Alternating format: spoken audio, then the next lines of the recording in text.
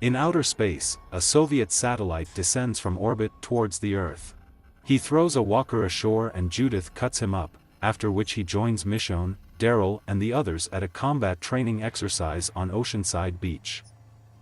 Aaron leads the front line, armed with shields, to the wrecked boat, where Jerry and Ezekiel repeatedly open the hatch to let the walkers ashore. With organized efforts, the archers destroy the first wave, the Capinos, the second, and the melee fighters, the third. The walkers quickly break down the door, and the army finishes them off. Later, the group collects materials in the Oceanside settlement. Luke and Jules are flirting, shifting the ropes. Meanwhile, Michonne and Daryl are being praised with the results of their workouts. Tara would be proud, Daryl says. Nearby, Judith and RJ are playing with seashells. When they throw the shells on the sand, the Whisperer mask falls out of them. Aaron radioed Gabriel in Alexandria to warn him about the mask and suggested they lock themselves in.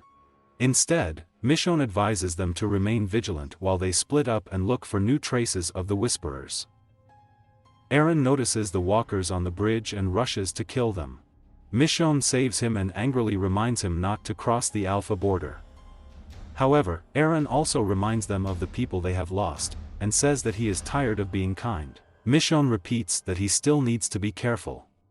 She radioed for everyone to come back, but Yumika informed her that they had found something. In the forest, they catch up with her and find an abandoned camp full of corpses and walking skins. Luke suggests that the campers must have been defending themselves from the undead, and Alden suggests that the corpses are unrelated. Aaron claims that one of the Whisperers has been here. In Oceanside, Michonne explains to Aaron that people can't be afraid because fear will affect society. Michonne then overhears Judith telling RJ the story of how Rick blew up the bridge to save his friends. He died and went to heaven, Judith says of the brave man in her story. Michonne cries and goes to them to hug them, saying that she will do anything to protect them.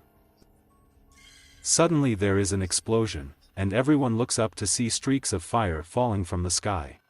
In Alexandria, Rosita does boxing while Eugene takes care of her baby Coca. He also entered records of the child's growth for at least 3 months and tells Siddiq about his results. Gabriel enters the room with a worried look. Meanwhile, Lydia is at school trying to learn to read with other children. The council enters the classroom to discuss the discovery of the Whisperer mask, and asks Lydia to leave. Outside, Lydia is practicing with Henry's staff. Negan is picking tomatoes nearby. Brandon is watching him. He asks her what happened, and Lydia tells Negan that everyone is on alert because they found the skin. Negan playfully warns her to be careful. Later, Siddiq puts the cook to bed, and he begins to have memories of meeting the Alpha. Dante is checked by another doctor and Siddiq assures him that he is fine. Back in the cell, Negan advises Gabriel to speak with restraint about the coming dangers for his people, so as not to cause panic. Gabriel asks if he should lie. No, don't lie, Negan tells him. At the very least, I'm talking about a small strategic omission. Outside, Gabriel orders his men to lock up the walls and double the guards. Suddenly, the same explosion is heard, and Eugene rushes to the radio to contact the Oceanside, demanding to talk to Michonne. At the beach, Kelly and Coney are helping Rachel and other Oceanside residents drag a net when Kelly nearly stumbles over a pile of nets, despite being repeatedly warned about it. Kelly tells Coney that she worries that her gradual hearing loss won't allow her to translate for her. Connie assures her that she will be fine and they should take their deafness as a superpower. Doc suddenly runs in, followed by Daryl. Kelly glances at Connie, hinting that she and Daryl are infatuated with each other, but Connie just rolls her eyes. On the dock and Daryl is looking at the ocean. They talk about how they were at the zoo. Then he was only afraid of birds. Coney approaches and brings Daryl a dog with a note: "It seems you've lost something." He communicates with her, and she tells him that he speaks with a southern accent. Suddenly, Carol arrives on a boat. She awkwardly greets Ezekiel and quickly moves on to a conversation with Daryl, who hugs her. While they walk around the camp, Carol tells Daryl about her travels. He thinks she's looking for an alpha, but Carol claims she's happy that the past is behind her. Daryl then informs her about the mask he found and asks if she wants to help them in the search, but she refuses, telling him that she came only for a while. Daryl then takes them away on his motorcycle. Daryl and Carol are trying to track down a deer in the woods. They follow him when he stumbles upon one of the boundaries. Daryl stops Carol from shooting the wounded deer while it is being devoured by walkers. Daryl objects that he has crossed the border and they should not pursue him. Carol angrily reminds him that they never agreed on a border. After that, Daryl apologizes and they reconcile. He admits that he doesn't want her to sail away on the boat again, calling her his best friend. Suddenly, the same explosion is heard in the sky. That night, everyone gathers together and agrees to cross the Alpha border to put out the fire and prevent it from burning down the oceanside. They discover the remains of the satellite and begin to fight the fire. Some use water, others dig the ground to prevent the spread of fire before morning. The water ends when a herd of walkers approaches the group. Standing with their backs to the fire, the group prepares for battle. The group takes its positions and begins to fight off the herd. Several residents of Alexandria are coming to the rescue. Carol uses the walkers' leaking blood to put out the fire. Daryl throws an axe to cut down a tree, and it falls on several walkers. Later, the fire is extinguished, and everyone comes to their senses. Eugene asks Michonne if he can disassemble the satellite into valuable parts, and she reluctantly agrees, forcing everyone to help. Luke dissuades him because of the radiation, but Eugene insists that they are already surrounded by radiation and infected with something that turns them into walkers when they die. Meanwhile, Daryl and Carol walk to a cliff overlooking an empty ravine, where Alpha showed him a herd of whisperers. Carol still wants to leave tomorrow, but Daryl asks her to stay. As he leaves, Carol sees the Alpha coming out of the woods. She raises her head, and they look at each other with anger. In a flashback from 7 years ago, an injured woman wakes up in a wrecked car when several walkers begin to approach her. She tries to escape, but is surrounded and devoured. Among the herd, Dee walks with young Lydia, smeared with blood, to blend in with the crowd. When the walker bumps into Lydia, she drops her headphones and screams. They have to flee and seek refuge in an abandoned hospital, where they find a man in a ski mask. In the present, Alpha and Beta talk about their enemies and the fear they put on them. He says they should come back so they won't be forgotten, but Alpha is doubtful. Beta says he will never doubt her, and sets off to collect walkers for their herd with the help of 2 sisters. Returning to the past, where, explaining to the masked man that she is her daughter, they do not wish evil, he lets them stay the night. In the present, Beta lures walkers from the gallery. As he and the sisters lead the herd, Frances looks at the sun and begins to behave strangely. Her sister says she needs to focus. In the past, Dee washes Lydia in the bathtub. Lydia is frightened by the sounds of walkers, but Dee insists that she just listen to them. They sort through the supplies and eat. The masked man explains to Dee that he doesn't want to hear her singing and that the sound of the dead is the only sound he never wants to stop.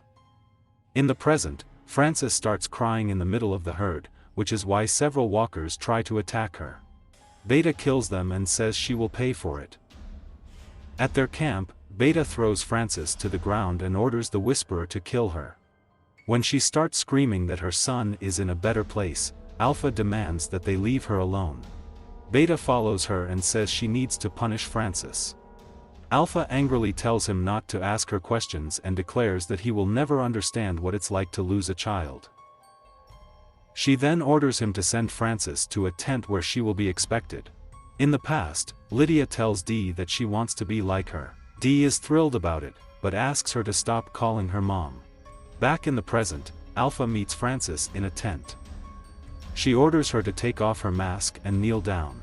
Alpha grabs Frances by the head and causes a scream that can be heard throughout the camp, but eventually pardons her. While Frances goes to talk to his sister, another Whisperer asks if they should return to other communities. In the past, Dee walks through the corridors of the hospital and meets several walkers. She starts killing them, and a masked man joins her. After that, he helps Dee to open the carcasses of walkers, so that the blood can be used later. Jokingly, she decides to call him B and claims that it makes her A. When she tries to see his face under the mask, he demands that she leave at dawn and never come back. In the present, Frances tells her sister about how Alpha showed mercy and what it was like to talk to her. Sister Frances says she should forget about her son, how Alpha sacrificed her daughter for the pack. She also hopes that Francis will start behaving better. The next day, Alpha leads a group of Whisperers into the field to gather more walkers. Suddenly, a satellite appears in the sky, and the herd begins to scatter. Francis sees a walker with a baby carrier strapped on, and she begins to have memories of how she abandoned her son. She runs to the Alpha and jumps on her, which enrages the herd. The herd approaches, and the sister pulls Francis away from the Alpha and throws her into the middle of the herd to be eaten. Back at the camp, Alpha asks Sister Francis if she regrets letting her sister die. She admits that she will always be faithful to the Alpha. Beta approaches and asks Alpha why she is calm after losing 3 people and a herd. Alpha, however, claims to be proud of this woman. That evening, Alpha declares the woman a Gamma, and the group praises her. Beta watches jealously from behind. The next day, Gamma asks Beta about his feelings. They both claim that they are empty, as the Alpha wants them to be. Beta then goes in search of Alpha to their old camp. In the past, Lydia wanders around the hospital alone. Dee wakes up and looks for her. She walks into the ward and finds photos of Beta with his face scratched out of all the photos. Beta finds her and gets angry that she's wandering around there. Then she kills a walker in a t-shirt with a smiley face when he comes out of another room. Beta loses his temper and starts destroying everything around. Lydia arrives and eventually stops him from killing Dee. He gets down on his knees when Dee comes up to him and declares, "We are the end of the world." She lifts his mask to look at his face and grins, seeming to recognize him. Beta doesn't want to leave her friend, and she declares that he won't have to, giving him a knife. Beta then begins to cut off his friend's face. In the present, Beta discovers that Alpha made a shrine to Lydia and lied about killing her. Alpha breaks down and says she couldn't have killed her daughter. She then destroys the shrine and begs him to keep Lydia's life a secret. He promises that he will keep it, and informs her that the enemy has crossed the border. Alpha smiles and says they will come back to teach them a lesson. Later, the Whisperers are moving through the forest with their herd when the Alpha notices something in the distance. She steps aside and looks at Carol, watching her from a distant cliff above a ravine that once housed a horde of Whisperers. For the next 49 hours, the residents of Alexandria resist the waves of walkers that have surged through the gates of the community. The group is exhausted, but they manage to kill all the walkers. Recovering from the grueling battle, Michonne checks on her children, although Judith reminds her that it's not safe to sleep. She receives a call on the walkie-talkie and discovers that a new herd of walkers is approaching from different directions. In the morning, residents clear the community of corpses, and Eugene warns that it's an hour until the next wave. Michonne is tired, and Daryl feels her disappointment. Suddenly, Gamma appears at the gate, which tells them to go to the northern border, lay down their weapons and wait. Michonne asks her to recall the walkers, but swears that they are not theirs. She again orders them to go wait for Alpha at the border. At an emergency council meeting, Lydia confirms that her mother is not behind the attacks because she would have sent the whole herd. Margot speaks on behalf of the robbers and demands justice, and Gage wants to put the heads of the Whisperers on thorns. Siddiq has a panic attack and leaves.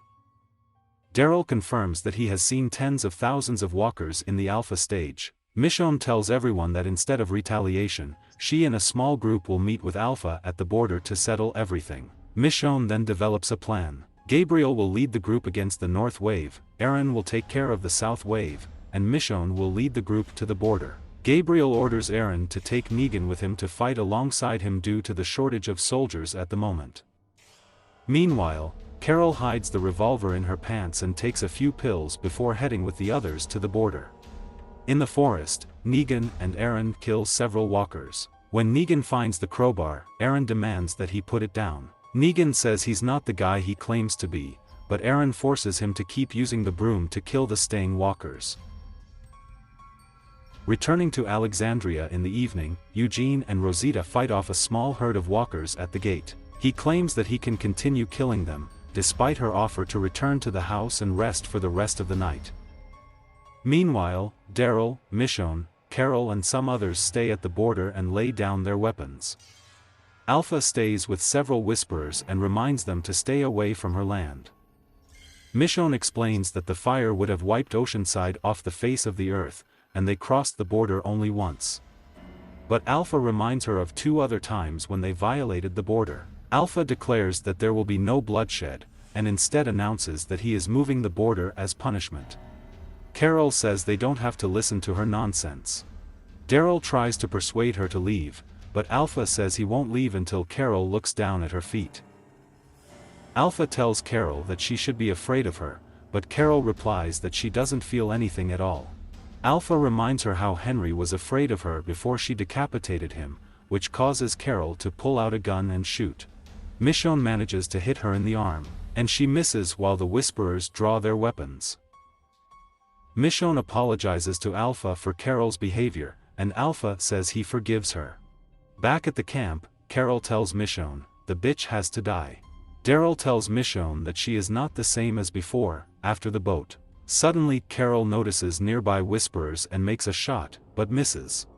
Michonne orders the group to capture, not kill them. Elsewhere, Negan destroys a walker with a crowbar, and Aaron demands that he tie himself up. When Negan tries to pull him away, Aaron pushes him to the ground. "I did what I had to do then," says Negan about his past actions.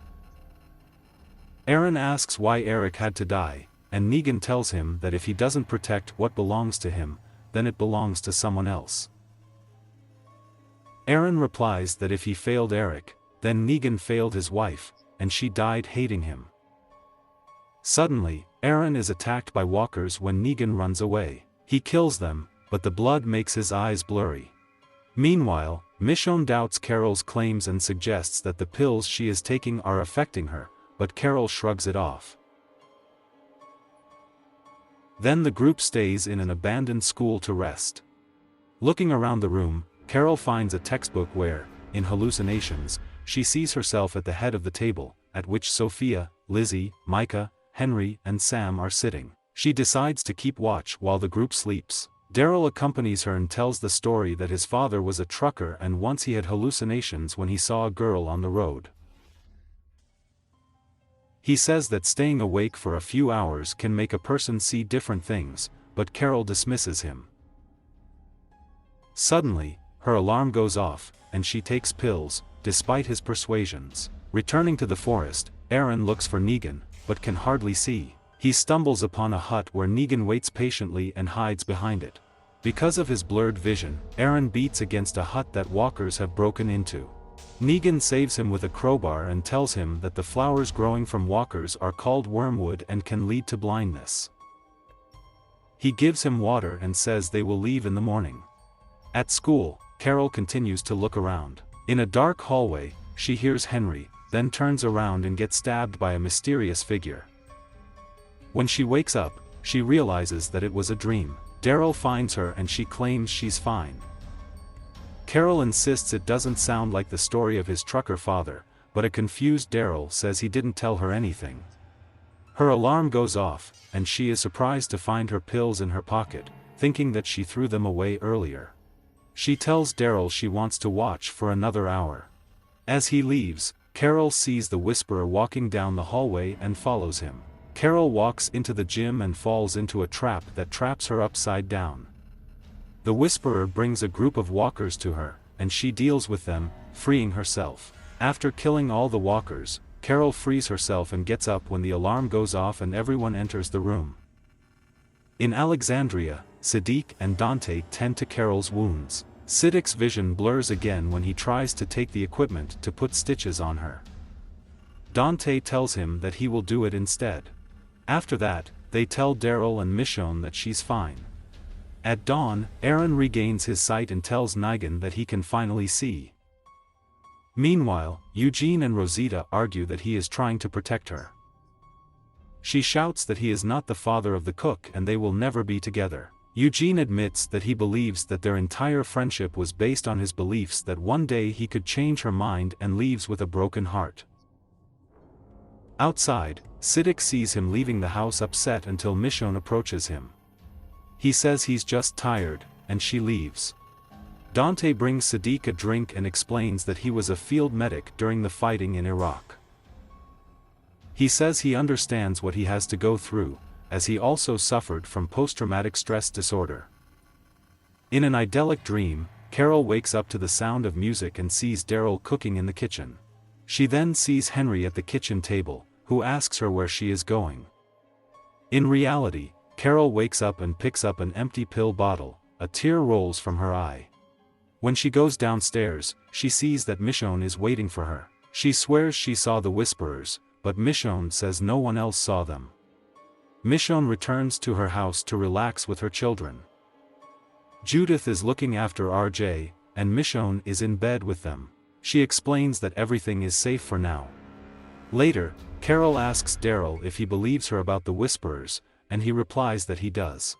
Returning to school, one of the Whisperers finds himself among the corpses and wakes up revived. This proves that, despite numerous hallucinations, the Whisperers she saw were real. In Alexandria, Daryl joins Michonne and her children and they have lunch together. He then leaves a tray of food outside Carol's room and leaves, and she soon picks it up. Meanwhile, Lydia is strolling through the streets, passing Rosita and Gabriel, who are walking a coke. She smiles at the trembling Siddiq from afar, but he runs back to his house, upsetting her. In the hilltop, Magna and Yumika make love until Ezekiel can't sleep. Suddenly, a giant tree falls through the fence wall onto one of the trailers earlier in the 9 residents. While the residents of Hilt are helping the wounded, Coney assumes that the Whisperers are to blame for everything, and the rest decide where to place the wounded. Yumika orders them to be placed in Maggie's office, ignoring Magna's suggestion. The next morning, residents realize that a small herd has appeared outside the walls of the community. Yumika leads the group outside to fight them off. Meanwhile, Aaron trains the Alexandrians in combat training, while Gage, Margot, and Alfred taunt Lydia and angrily order her to leave. On the way, Michonne leads the column towards Hilltop. She advises Judith never to take her enemies at their word. Judith suggests that the Whisperers are probably trying to tire them out, as RJ does before going to bed, which impresses Michonne. Suddenly, Michonne notices that Ezekiel is driving into the forest alone, and orders the group to continue on their way while she investigates. She goes to the forest and finds Ezekiel on the edge of a cliff contemplating suicide. Michonne hugs him and tells him it's okay, prompting him to kiss her. After a few seconds, he pulls away and apologizes. In Alexandria, Lydia comes to Nigan and tells him about her abusers, and Nigan advises her not to react. Daryl suddenly appears and orders her to leave. She's just trying to fit in, says Negan. Daryl tells him that this won't happen if he's around her.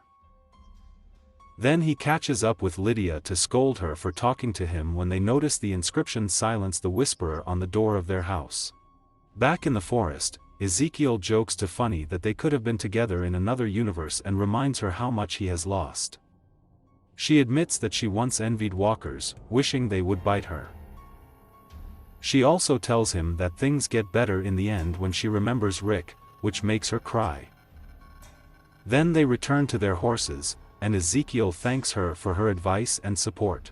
In the Alexandria dining room, Lydia is sitting at the table of Gage, Margot and Alfred. To their disgust, she removes the skin from the squirrel in front of them and mimics their shushing. Later, Daryl tells her not to do that anymore, but she defends herself and leaves. That evening Lydia walks and gets ambushed by her abusers. Margot accuses her of putting her friends' heads on spikes, but Lydia reminds them that she had nothing to do with it and says that she is one of them. They throw Lydia to the ground and start beating her brutally. Suddenly, Negan comes to Lydia's aid and throws Margot into the wall. While he defends Lydia, a terrified Gage says they were just trying to scare her.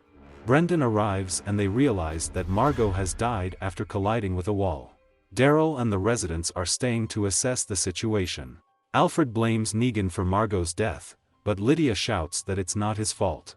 Daryl believes her, but orders Negan to return to the cell. Siddiq's memories begin again, and he runs to the infirmary to wash his face in a basin of cold water. In the infirmary, Dante finishes dressing Lydia, and Daryl examines her. He tells her that he is sorry that this happened, and she claims that her father would have protected her. Daryl hugs her and she tells him that Negan saved her. Some time later, Daryl comes to Negan's cell to talk to him. He tells Negan that people want him dead, but Negan claims it was an accident, and Margot was still a bastard for beating up a child. Daryl asks why he helped her, and Negan replies that he believes in their lifestyle. Daryl promises that he will have a chance to tell his version, and leaves. Near his house, he meets Carol in the best condition. She asks what he's going to do with Negan. "I believe her," he replies. Carol reminds him that the real enemy is still out there somewhere and says they should have gone to New Mexico. Back at the hilltop, the group kills as many walkers as they can to protect the walls. Unexpectedly, Michonne and Ezekiel, Judith and the others join the battle. During the fight, Michonne notices Judith single-handedly dealing with walkers, and smiles proudly. In Alexandria, the council holds an emergency meeting with Gage and Alfred, who lie and say they were attacked. Gabriel asks why only Lydia is in the infirmary. They tell how their friends were beheaded by the Whisperers, and now Margot is dead. Meanwhile, Daryl contacts Funny on the hilltop radio to inform her of the situation. Michonne asks if she should go home, but Daryl tells her to stay as long as Hilltop needs her. Michonne tells him that Lydia needs to be protected regardless of the outcome because she believes Alpha will be harsher on them if Lydia leaves, and reminds Daryl that Alpha chose him to be Lydia's protector. She also asks Daryl to be her proxy when voting in the council about Negan.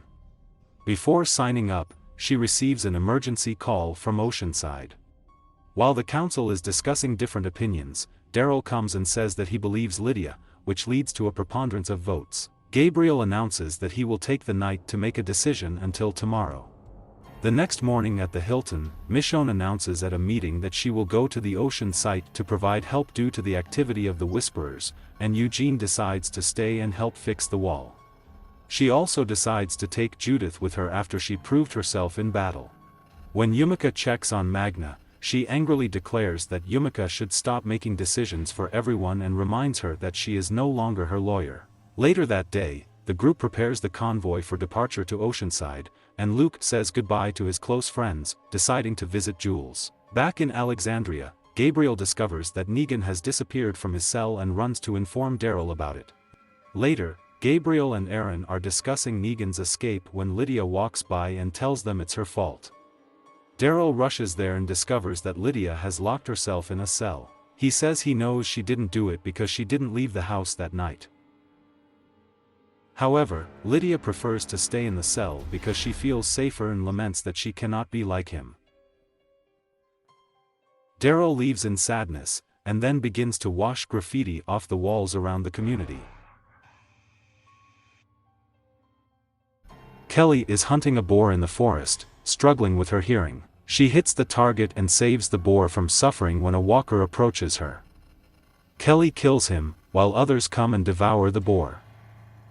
She runs through the woods until she stumbles and falls down a hill, injuring herself. The walker silently sneaks up from behind when Kelly loses consciousness. Elsewhere, Negan washes his face in the river while Brandon pretends to hold a knife. He shows that he was joking and throws a flask to Negan. Negan drinks from it and smiles. In the hilltop, Eugene forces people to save every inch of the tree while Alden tells Yumika that they need to strengthen their defenses. She says now is not the time, and Earl complains about the lack of retaliation against the Whisperers. Unexpectedly, Brianna informs Yumika that someone has stolen a crate of fish from Oceanside. In the house, Magna sulks when Yumika comes to tell her to watch the food better, but she only turns up the music and ignores her. Daryl and Siddiq come to tell Aiel that they couldn't find Negan, and coughs and asks Siddiq to help in the infirmary. Hilltop's hunting team also returns, and Coney expresses concern about Kelly's whereabouts. Oscar informs her that she has volunteered to stay and will return later. Coney looks worried, and Daryl is listening nearby. Back in the woods, Negan gets mad at Brandon when he imitates the whistle of the Saviors. Brandon begins to fantasize about the shelter and says that he is angry because Rick Grimes killed his parents. He then claims that he heard Negan shoot Carl. Negan gets angry and corrects him, showing respect to Carl and saying that he would never kill a child. "We're both Negan," Brandon says, seeming to understand him. They continue on their way and find the border of the Whisperers. Before they can investigate, Negan is attacked by a walker. With the help of a wire around his neck, he tears off his head and splits it. He sarcastically thanks Brandon, who tells him that he was preparing another Lucille for him, and also stole his leather jacket from the community. Negan smiles, but asks him to put everything back in the bag because he doesn't want to be recognized. Meanwhile, Aaron is brandishing his sword on the bridge when he hears footsteps. He hides and watches as Gamma cuts up a walker and spills his guts into the river to pollute the water. Elsewhere, Brandon asks Negan to rate female walkers by their sexuality when they suddenly hear screams from the bus. Negan runs inside and stabs several walkers to save the woman and her son. Brandon arrives and praises Negan for his brutal murders of walkers. While searching for Kelly in the woods, Daryl tells Coney the story of how he saved Merlot from drowning while fishing, but was punished for not getting beer out of the lake. Unexpectedly, the dog finds the remains of a boar. They hear a noise behind them and find Magna. Back at Hilltop, Yumika worries that the group is still in the woods, but Alden helps her calm down. When she leaves, Earl tells Alden that the Whisperers will eventually return. Alden replies that he hasn't forgotten what they've lost. In the infirmary, Ezekiel starts coughing violently and shows Siddiq a big lump on his neck. He explains that he had thyroid cancer in his family and knows that he is unlikely to be able to survive his illness due to the lack of proper medical treatment in the modern world. Siddiq offers alternative solutions, but has already resigned himself. On the bus, Amelia shares her story with Negan and Brandon. She then takes her son Mile for a walk when Brandon offers to rob them. Negan stops him and orders him to return to Alexandria. Brandon says he can't go back. Then Negan tells him he can go wherever he wants, as long as he doesn't have to see his creepy face anymore. "You're just like everyone else," Brandon says before leaving. In the Whisperers' camp, the Whisperer demands that instead of using walkers for slow strategies, they release their herd onto the community. Alpha allows the group to vote, but no one agrees with him. She suddenly cuts off his leg and he falls. When he tries to stab, she cuts his hand and then hands the knife to Betty to finish the job. Meanwhile, Negan talks to Smiley, who is playing with a toy airplane. He realizes that Milo has never flown on an airplane and explains to him all the joys of flying. He also teaches him the joys of cracking nuts and promises to take him and his mom to the hilltop, where they will be safe. Back in the forest, Gamma walks with the revived Whisperer. She begins to have memories of how she killed her sister, and she begins to inflict multiple blows on the Whisperer's head. As a result, she cuts herself and drops the knife into the water. Aaron appears and throws some bandages. He introduces himself and tries to get her to do the same, but she picks up the bandage and runs away. Elsewhere, Daryl, Coney and Magna find an exhausted Kelly lying under a tree. When they give her water, Kelly insists that Magna tell Daryl and Coney about the supplies they took.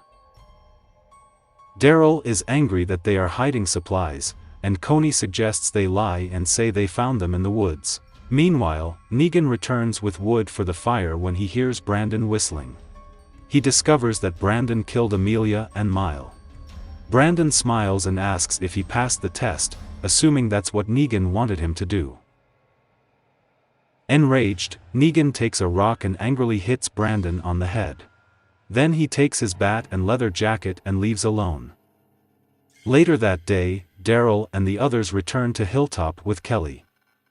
Siddiq calls Dante on the radio, who informs him that Rosita has caught a bug. He says he'll be back in Alexandria tonight, and then asks to talk to Carol.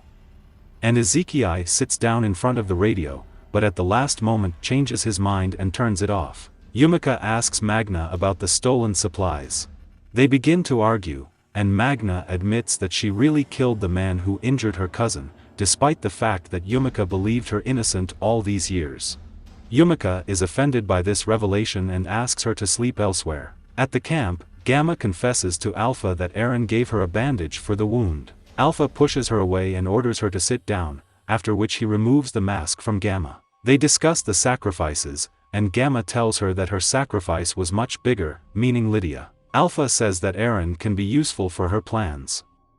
Back at Hilltop, Daryl is preparing to leave when Horse apologizes for dragging him into Kelly and Magna's lies. He understands because they are her family. Then she admits that she also considers him her family. Meanwhile, Negan prowls through the forest and gets to one of the borders. He shouts to attract the attention of the Whisperers, and a group of walkers begins to surround him. When he starts smashing their heads, he is suddenly thrown to the ground by Beta. "Okay, you're a freak, let's do it," Negan says defiantly to Betty, smiling. Carol wakes up in her room. She rinses her face, gets dressed, makes tea, packs a bag and sets off. Before she leaves, she thinks about her gun in her desk drawer. Daryl sees Carol leaving and catches up with her, asking where she is going. Carol replies that she wants to do another search for Negan, and Daryl offers to go with her. She reluctantly agrees. During the trip, they discuss the possibility that Negan will cross the border and join the Whisperers. Carol stops in a clearing near the border with the Whisperers and takes out binoculars. When Daryl asks her about the true reason for their arrival, Carol says she wants to find the Alpha Horde and destroy it. In Alexandria, Dante examines Cheryl in the infirmary and jokes with her that she pretends to be sick in order to spend more time with him. Siddiq arrives, and Dante informs him that even more residents have fallen ill, but he thinks it's nothing serious. Then he tells Siddiq to take a day off and spend it soon, after which he makes an inappropriate joke about Rosita. Siddiq reminds him of the boundaries. Back in the woods, Carol tells Daryl that she has been tracking the movement of walkers along the border and that they all come to the area where they are now.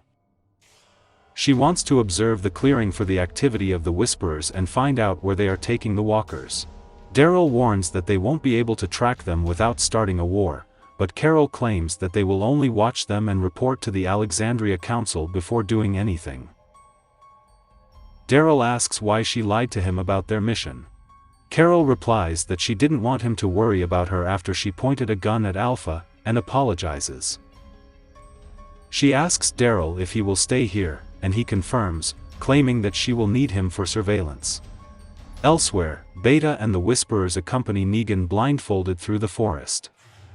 He makes fun of their lifestyle and says he wants to join them.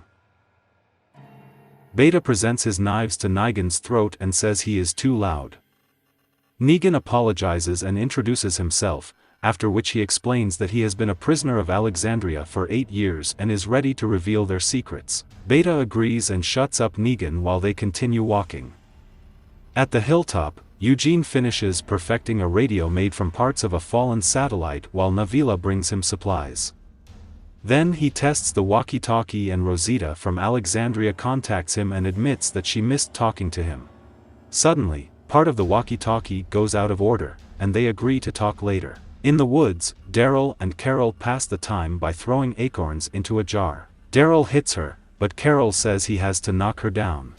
Carol finds an acorn with a double hat and gives it to Daryl, saying that it is for luck and can improve his sight. He puts it in his vest pocket. Carol then asks how things are going at the hilltop. Daryl replies that Ezekiel sends his regards to her. When Carol asks him how the horses are, Daryl replies that there is nothing between them. Carol asks him why not and says he can't hide with his dog forever, but he doesn't answer. They are having dinner, and then they notice a group of walkers wandering in circles, and quickly come to the conclusion that there is a Whisperer among them. In the camp of the Whisperers, Alpha and Beta are arguing about what to do with Negan. The Alpha wants to test him, to kill him about it. Alpha notices that he's been asking her questions quite often lately, and asks if he's challenging her. Beta kneels in submission and swears that he will never challenge her. Alpha forgives him, and Negan smiles next to him. Later, Negan makes fun of Beta's relationship with Alpha and jokes that he is attracted to her baldness. Back in Alexandria, Siddiq arrives at Rosita's house and finds her sick, lying on the couch. He decides to take her to the infirmary, despite her objections. At the hilltop, Eugene decides to contact through open channels to find someone. Later that day, Daryl and Carol discuss how they are going to deal with the Alpha Horde. She goes to the bathroom, and Daryl examines her bag. She comes back and asks if he found what he was looking for. He asks her about the gun, but she insists she didn't take it with her. In the forest, Beta forces Negan to complete a series of tasks, such as digging graves, skinning walkers, and helping hunt wild boar to prove his worth. Back in Alexandria, Siddiq comes to the infirmary and discovers that it is full of patients, and scolds Dante for letting the situation get out of control. Rosita calms him down, and he hurries to prepare medicines from herbs. That night, Carol and Daryl approach the border to watch the herd. Back at his camp, Beta tells Negan that he has not earned the right to eat with them, and throws him to the ground. Negan gathers his strength and sits down with another Whisperer, who share food with him. In the hilltop, Eugene continues to call on the radio, and after a while a woman answers him. He's speechless. In the woods, Daryl and Carol watch the herd from the bushes. When Daryl signals Carol to retreat, she accidentally steps on a branch and attracts walkers. Meanwhile, Eugene asks the woman about her surroundings, but she says she is still uncomfortable sharing this information. Instead, they agree to talk about their past. Eugene says he grew up in Dallas, Texas, and she grew up in Strasbourg, Pennsylvania. He admits that he came to the city for a railway fare and went to an ice cream parlor. She happily admits that she is also a big fan of this store. In the woods, Daryl holds a walker, cuts his guts and wipes his face with blood to blend in with the crowd and not be discovered. In the infirmary, Siddiq comforts the bedridden Cheryl and apologizes to Dante for his outburst. He says he understands his concern and they laugh about the incident. Some time later, Siddiq hugs the cook and falls asleep. He begins to dream about a terrible night in the barn, and when he wakes up, he finds that he is holding Coco at the windmill, which confuses him. Elsewhere, Beta and Negan are walking in the woods among one of the herds as his last assignment. When Negan starts joking again, Beta tells him that he will never be one of them because he is too loud and narcissistic. "I'm not here for you, I'm here for Alpha," says Negan. In response, Beta kills the Whisperer who shared food with Negan and leaves, leaving Negan alone with himself with a penknife. In the woods, Daryl finds Carol holding a Whisperer hostage. Carol claims that she had no choice, since the Whisperer noticed her, and offers to interrogate him. When she picks up the Whisperer, Daryl notices that his hands are tied with a zipper, and wonders where Carol got the zippers, because they weren't in her bag. Carol claims Daryl must not have noticed them. Then they leave in the direction of Alexandria. Back at Hilltop, the woman confesses to Eugene that she doesn't know if they should continue the conversation because they may pose a threat to each other. Eugene says he trusts her enough to tell her his full name and offers to continue the conversation. She agrees, but wants to keep them a secret between them, and if she hears someone else, she will stop responding. Eugene accepts her terms, and they part ways. The next morning, Beta returns to the camp and tells Alpha that Negan died because he was weak. Suddenly, a blood-covered Negan appears, demanding a jumpsuit with an extra measure for himself because of his huge balls. He kneels down and introduces himself to the Alpha. "I'm all in, everything you want, everything I have is all yours," Negan tells her. The Alpha bends down to sniff him and shushes him in approval. Siddiq wakes up after terrible memories of how the Alpha kills his friends in the barn, and remembers the phrase "open your eyes," said to him. Watching his patients, he hallucinates that he sees an Alpha outside the window in her outfit from the fair. At night, Siddiq reads medical books and takes notes until he falls asleep. Then he imagines waking up to several hands grabbing him from under the sofa and covering his mouth. The next day, Lydia is trying to read a book in her cell when Daryl arrives and signals her to get out while Carol escorts the captured Whisperer inside. Outside, Carol asks Lydia about the new prisoner, and she replies that he is one of the Whisperers in charge of grazing walkers.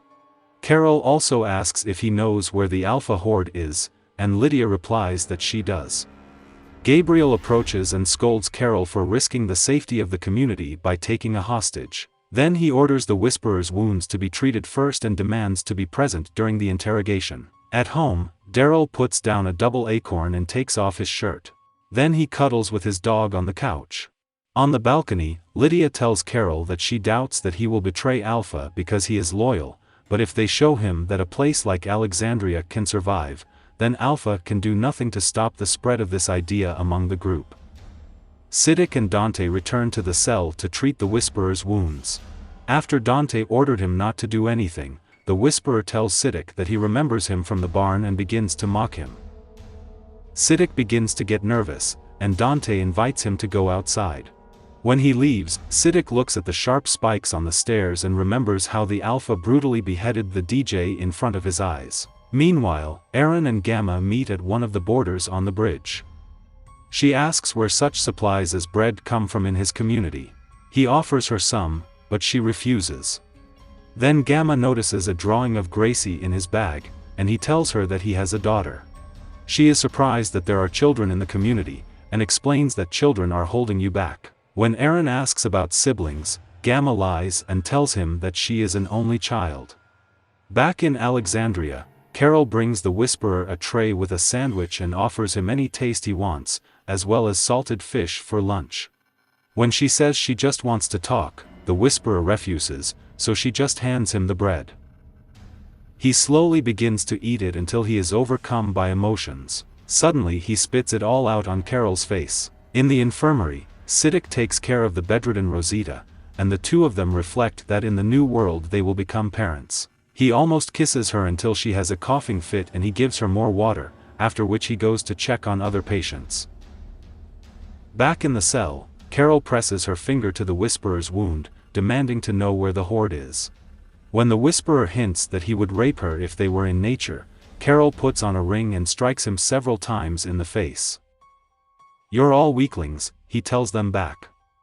Daryl pulls out a knife and threatens to cut off his fingers, ears, and teeth. The Whisperer says that they are deceiving themselves, and he will not betray Alpha, because she loves her people so much that she sacrificed her own daughter. Carol runs out of the cell, and Daryl catches her, begging her not to involve Lydia, because she has already suffered enough.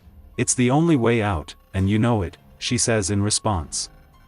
Meanwhile, Siddiq checks on Cheryl again in her own bedroom. She invites Siddiqo to her place and they talk about how he should stay strong for the sake of others. On the bridge, Eren tells Gamma that she can leave the drawing, and tries to ask her about the past, but she does not answer. Then he talks about his younger brother and tries to get the same from her. Without waiting for an answer, Gamma leaves, repeating to himself the motto of the Whisperers. Back in the cell, the Whisperer shivers and talks to himself.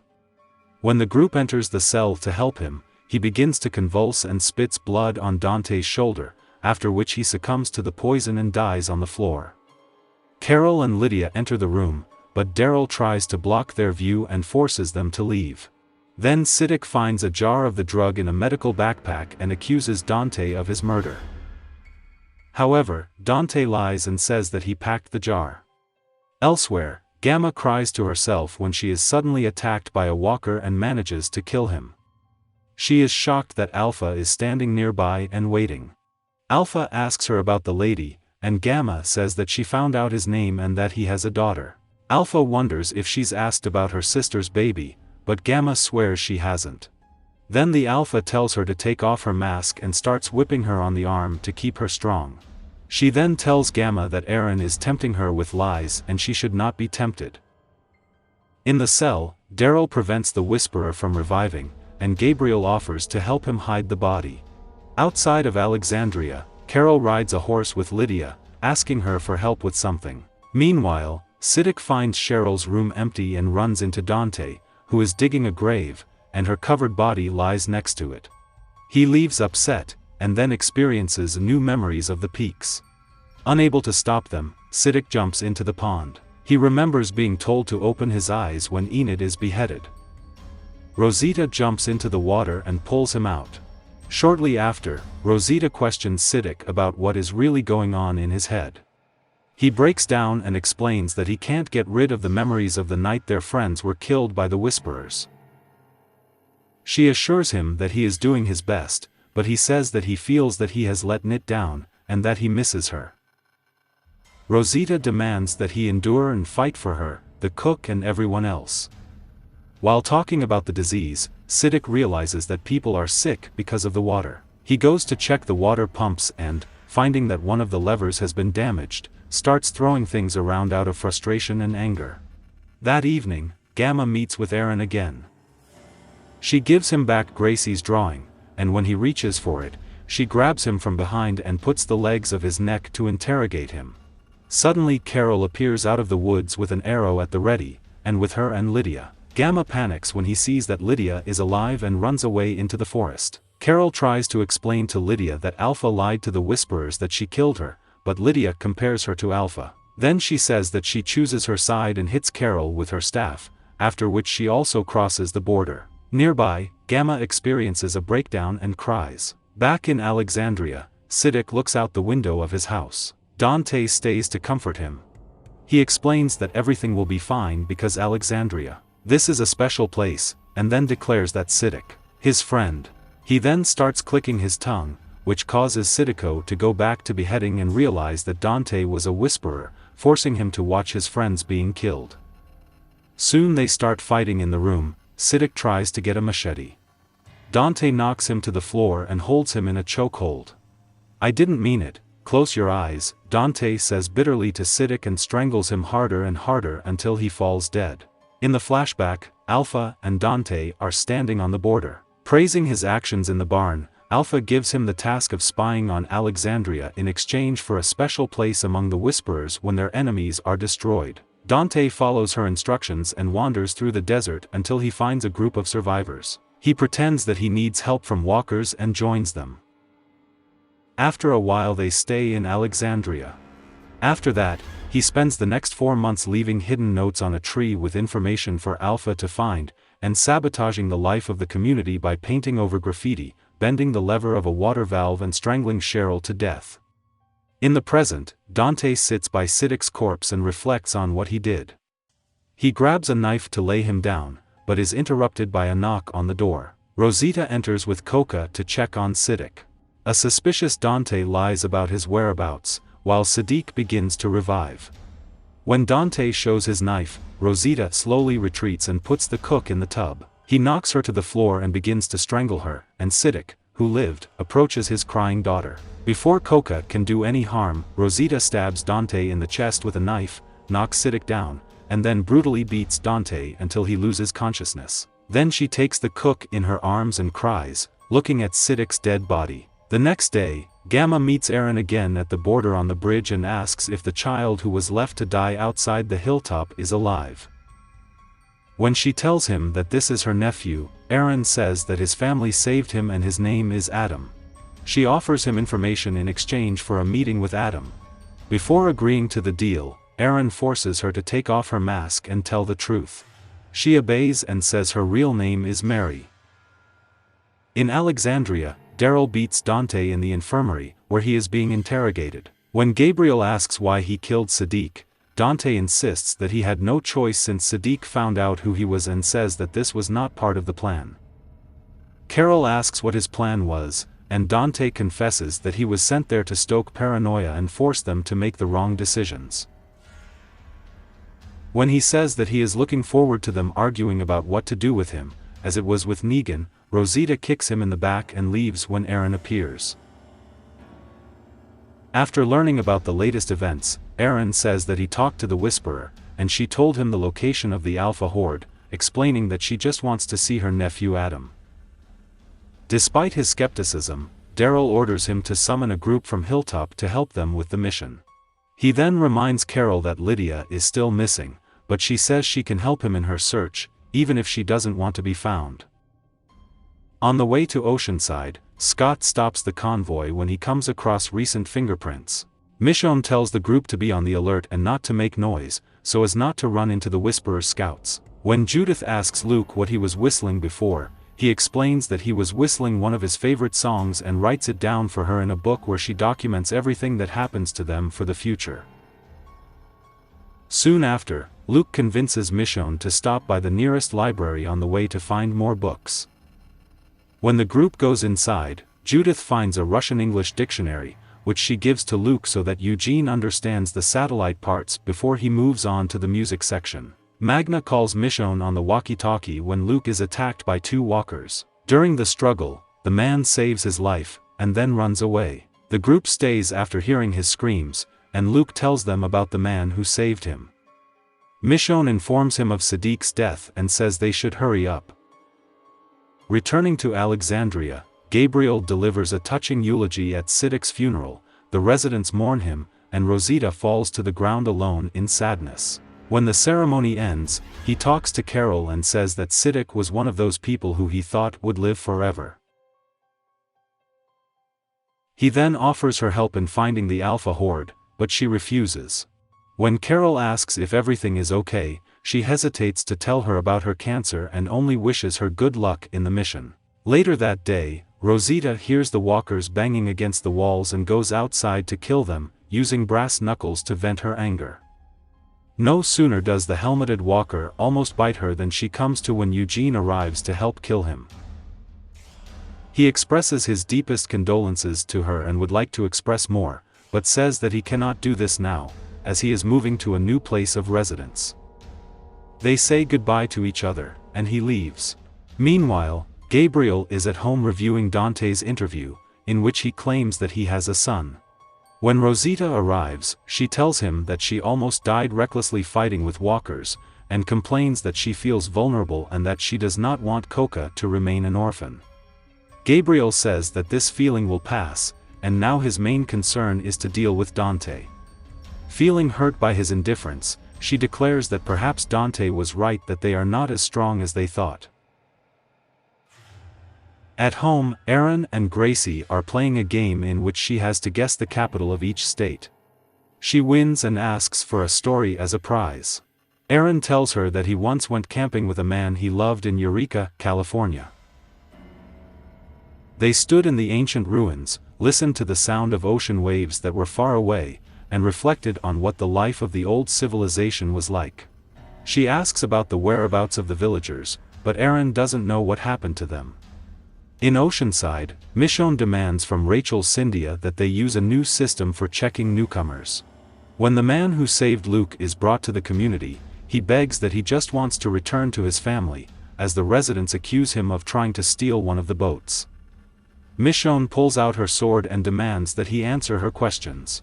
Several walkers suddenly invade the community, and the group prepares for protection. In Alexandria, Gabriel visits the prisoner Dante in his cell and asks if he has a son, as he said in his videotape interview. When Dante replies that it doesn't matter, Gabriel enters the cell and confesses that he is deeply saddened by the loss of Siddiq, whom he loved like a brother, and because of his death, Coca will never meet his father.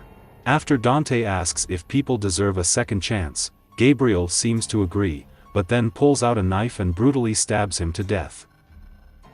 Then he screams in rage and cries.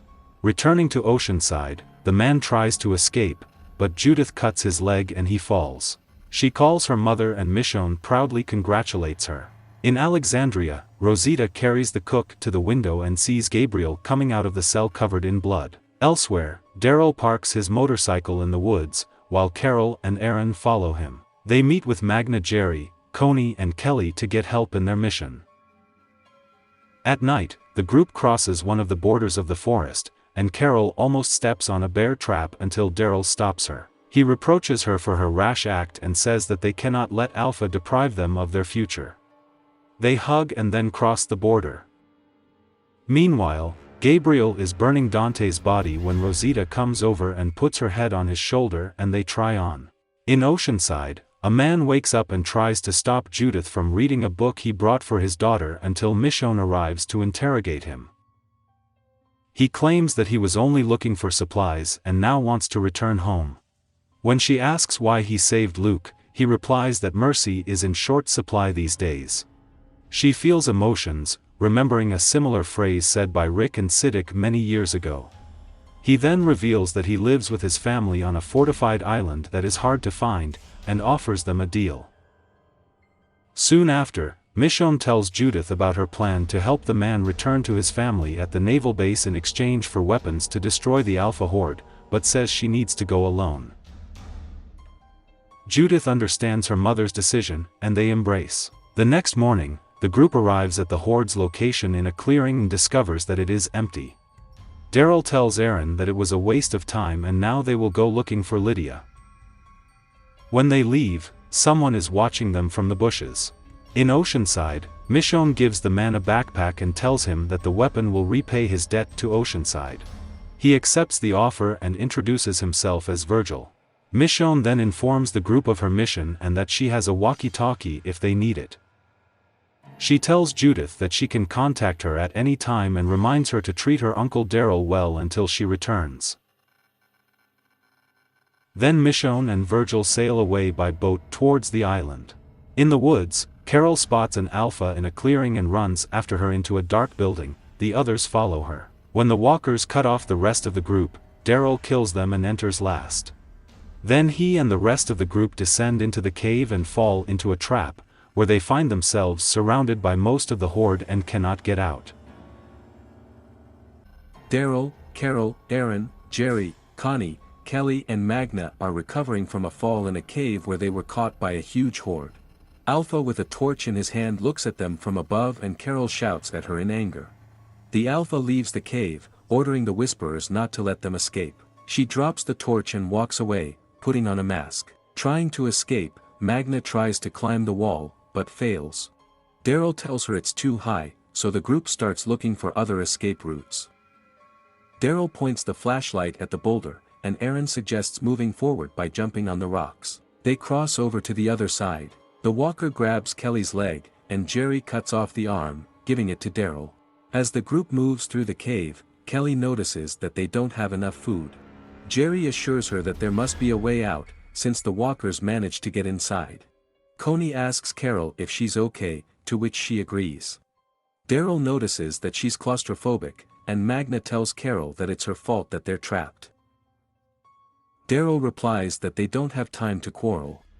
Returning to the camp of the Whisperers, Alpha informs Genesis and Gamma that their enemy has crossed the border, and they headed to the national park where the horde was located. Beta says they underestimated them, so Alpha assumes they sent spies abroad and appoints more guards, and then sends Gamma to relay a message to his spy in Alexandria, who they believe is already dead. Negan watches this in silence. In the cave, the survivors are resting and trying to get together. Daryl tells Carol that he is tired of her reckless actions and wants her to stop taking revenge. She replies that she wants Alpha to suffer for everything she has done, but Daryl reminds her that they are not fighting for revenge, but for their future. Carol promises that she won't cheat on him anymore.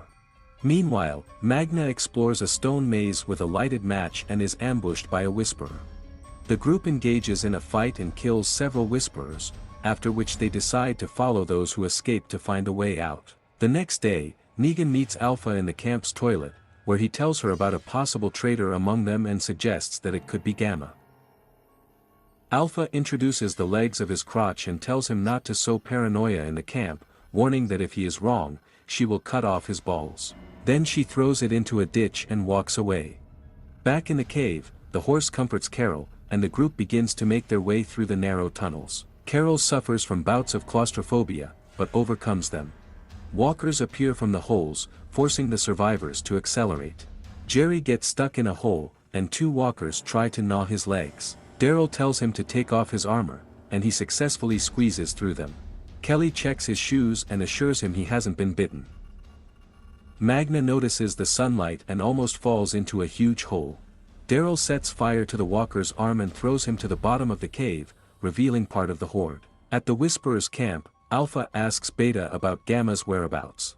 He notices that she didn't make it to the border, so he sent 4 scouts to help her in case she was caught by a traitor. Alpha assumes that Gamma is the traitor and wants it to track her down and bring her to the camp alive to kill her in front of the whole pack. In the cave, the group penetrates into an old mine, where it finds a checkpoint and a possible exit. Kelly finds a box of dynamite, and Jerry asks her to pack it carefully. Magna shares with Aaron her feelings about the quarrel with Yumika. Returning to the Whisperer's camp, Alpha takes Negan deep into the forest. When they stop, she orders him to undress. Negan, thinking that Alpha is going to kill him, admits that the power he had over the Saviors turned him into a monster. To his surprise, he turns around and sees the Alpha completely naked. She says he deserves a rough reward for finding a spy. Negan is amused that she does not take off her mask, and he asks if she will behead him later, like a female mantis, but receives no answer. He says he'll take a chance, and they kiss. In the cave, the group continues to dig to find a way out of the mine, when Daryl notices that Carol and one stick of dynamite have disappeared. He finds her on the way back, trying to climb the wall and find a good place for the checker to explode and destroy the horde. Daryl says she will kill herself in the process and eventually convinces her to stop. Then he tries to pull her up, but the dynamite falls and explodes under them. The cave begins to collapse, and Jerry holds the beam so that the others can get out. Kelly and Aaron get to the surface and kill several Whisperers. Coney runs back to find Daryl and Carol, forcing Magna to follow her. They find them and help them escape, but encounter new Whisperers coming from behind. Magna and the horses stay behind and kill several Whisperers to protect Jerry, but he can no longer hold the log and leaves through the hole. The remaining dynamite immediately explodes, and the cave collapses, trapping Magna and Coney inside. Daryl tries to fight his way through the rubble, while Kelly falls to the ground in agony. Aaron tells Daryl that it may take weeks to get to them, and he begins to cry. Kelly states that the explosion will attract walkers and Whisperers nearby, and they should leave, because they will not be able to help Coney and Magnesium if they die. Carol screams at Daryl to blame himself for all their troubles and begs him to admit that it's all her fault. He ignores her request and tells the group to go home and inform everyone that they have found the horde, while he finds another entrance to the cave. It goes through a field in the woods and enters a moldy van, where two other Whisperers open the latch, revealing a deep tunnel entrance. He jumps down, lights a lantern and begins to move deeper into the cave. Meanwhile, in Alexandria, Rosita wakes up after a nightmare in which she freezes and is forced to watch the Whisperer kill the cook. A moment later, she receives a call on the radio and leaves. Gamma appears outside the gate, which is immediately surrounded by guards with a spear at the ready. She removes her mask and explains that their group is trapped in a cave surrounded by a horde of Alpha, and that they may still be alive and in need of help. Gabriel doubts her intentions, pointing out that the horde was not where she told Aaron. Gamma claims that Alpha moved her, and insists that she wants to help, explaining that the child left in the hilltop is her nephew, and she is ready to show them the location of the cave in order to see him again. Gabrielle seems to believe Gamma's story, but Rosita knocks her down and orders her to be put in a cell. In the woods, Daryl secretly watches the Whisperer, who walks around another cave entrance. He prepares to attack, but retreats after the Alpha comes out and begins to lead the horde. Back in Alexandria, Mary wakes up in a cell. Gabriel and Rosita tell her about Dante's actions, but Mary claims that she was not involved in this. They say she has to prove that she is different from the other Whisperers or be killed. When Gabrielle insists that she is hiding something and demands a sincere confession, Mary tearfully reveals that she killed her sister for the Alpha, which forces Gabriel to accept her help. Meanwhile, Alpha and a few Whisperers continue to lead the walkers across the river. Suddenly, a knife is thrust into the leg of one of the Whisperers, and after a cry of pain, he is devoured. Alpha orders his group to disperse when Daryl appears from behind and kills the remaining Whisperers, and then confronts Alpha. They engage in a fierce fight in which the Alpha cuts his face, impairing his vision. Daryl sticks a tree branch into his shoulder and shouts about the whereabouts of Magna and Coney. The fight attracts the attention of walkers, and Daryl is forced to deal with them, while coping with his blurred vision. Alpha grabs a knife on the floor and wounds him in the leg as they flee the scene.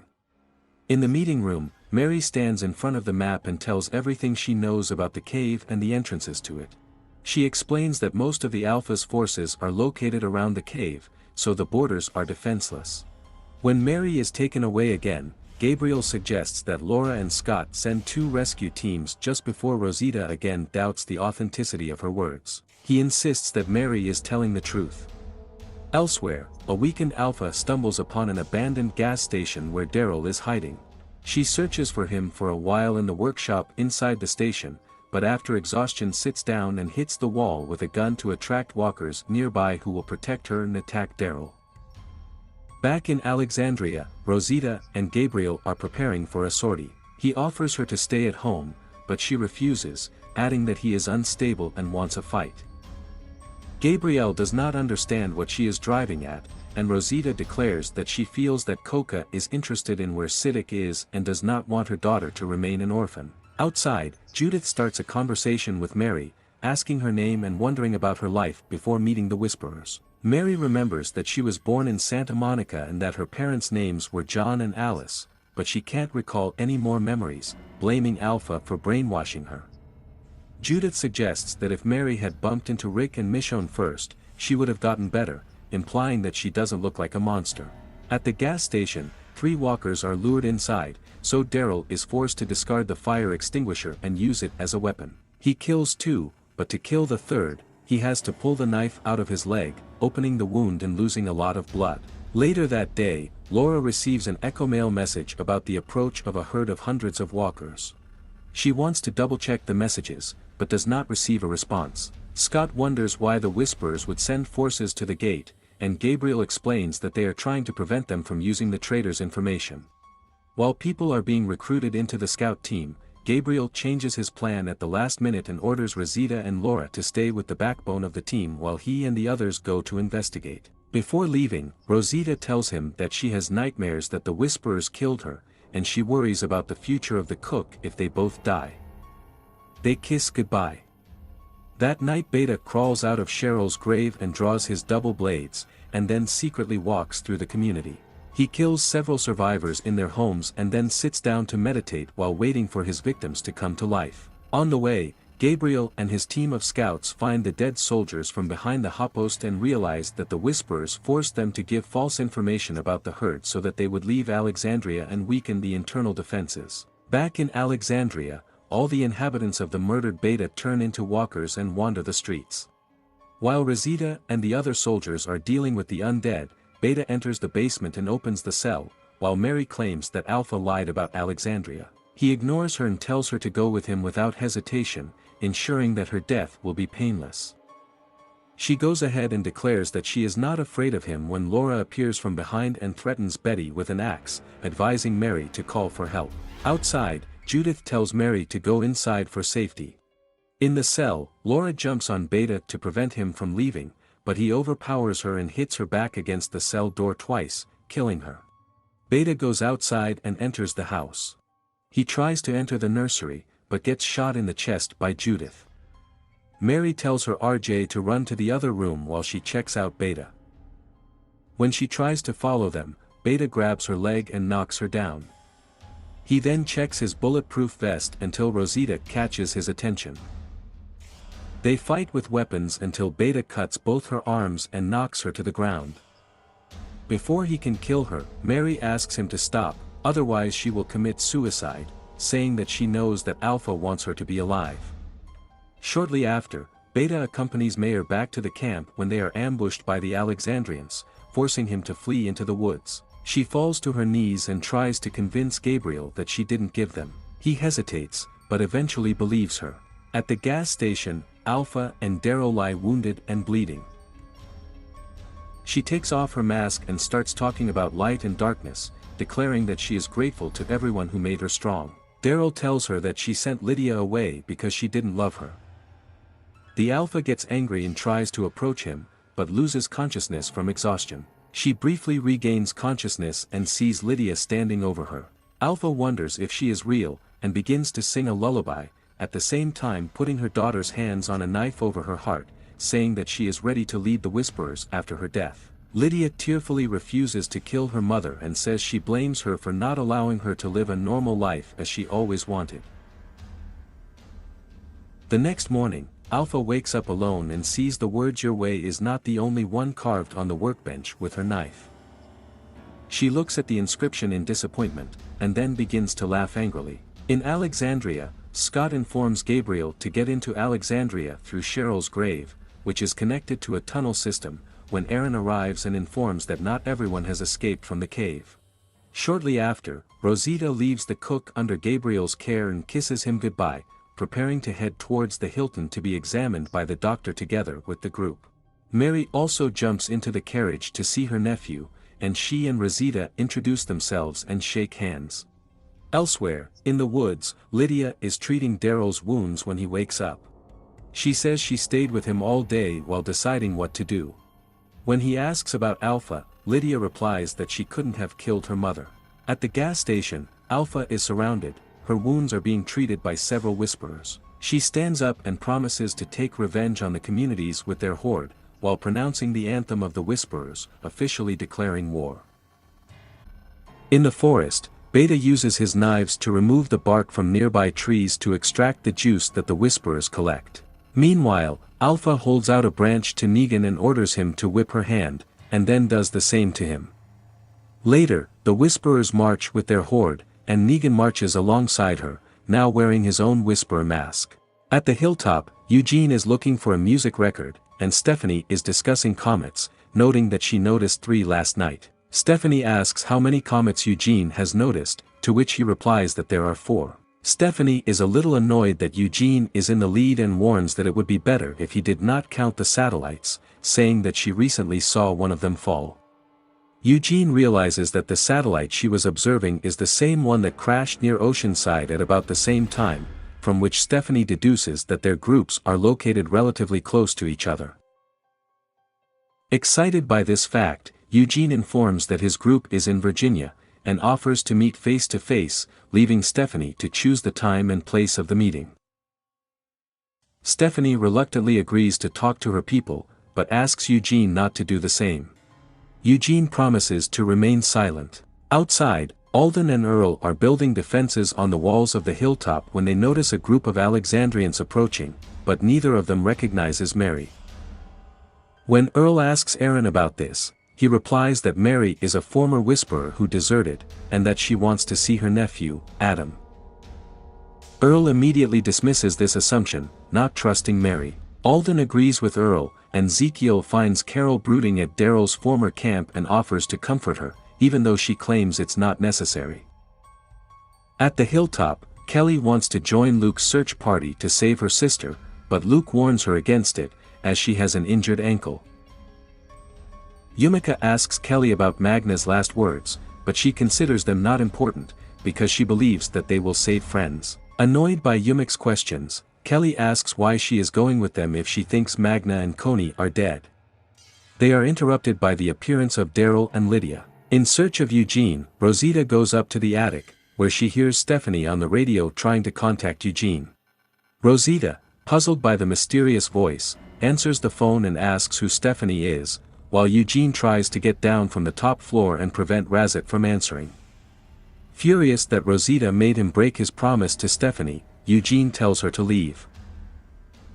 In the forest, Negan approaches Alpha and suggests that she force Alexandria Hilltop to surrender instead of destroying them, thereby joining the ranks of the Whisperers. Alpha asks him to tell you more. Back at Hilltop, Yumika instructs Felix and Penny to contact them by radio as soon as they see the approaching Whisperers. Then she joins in the discussion of what needs to be done. Lydia thinks they should run, explaining that even if the explosion in the cave destroys half of the horde, the Alpha will still have thousands of walkers. Earl believes that the Whisperers can bypass them and go to Alexandria first, but Lydia denies this. Jerry wants to stay and fight, and Diane agrees with Lydia, believing that they can recuperate elsewhere. However, Earl is skeptical and believes that they will never find a place as good as the hilltop. Although Yumika points out that they are greatly outnumbered, Earl insists that fighting is the best course of action, and even if they die, they will die for a place that means something. Aaron notes that there are children in the hilltop, too. Daryl agrees that he needs to get the kids out first, and instructs the others to pack up and regroup in Oceanside. When the children climb into the wagon, Judith expresses a desire to stay and fight, but Daryl quickly dissuades her. Then he notices Carol and Ezekiel arriving, but does not go to greet them. The caravan does not have time to go far, as it stumbles upon a checkpoint and discovers that Felix and Penny, the scouts they sent earlier, are dead. Daryl determines that this is one of Negan's tactics, and concludes that all other roads will also be blocked, which will make retreat impossible. The caravan returns to Hilltop, and Daryl informs the others about the situation. Luke offers to call for reinforcements from Alexandria, but Diana believes that neither Alexandria nor Oceanside will be able to reach them in time. Earl is confident that Hilltop is ready, and is trying to rally everyone for the upcoming conflict. Later, Iskil is preparing his armor when Carol knocks on his door. She notices the bumps on his neck, and although Ezekiel dismisses them as nothing, Carol advises him never to cheat. Ezekiel mournfully admits that he wanted to tell Carol about his condition, once unexpectedly kisses him. Downstairs, Mary notices Adam and tries to talk to him, but is intercepted by Alden, who prevents her from doing so. Despite the pleas of the mayor's office and Aaron's attempts to reason with him, Alden remains adamant in his desire to keep Adam separate from the mayor's office. After sex, Ezekiel says it was fun, although Carol claims it was always great. And he jokes that he remembers him at least for something and notices that Carol has lost her sense of humor. Carol claims she just left it on the dresser in the kingdom before it burned down. Ezekiel says he left his pride there too. He then asks Carol if their meeting would have happened if they didn't think they were going to die tonight, to which Carol jokingly replies, "Wait, are we going to die tonight?" And the couple laughs. Outside the Hilton, Eugene is calibrating the electric fence when he is met by Rosita. She informs him that she has spoken to Gabriel and that everything is fine. Eugene asks if she told him about the board, but she says no. Rosita says that she thought Eugene would work on the radio, but he reports that there were no new broadcasts. Rosita assumes that Eugene likes the girl on the radio, but he believes that she will no longer talk to him after the previous fiasco.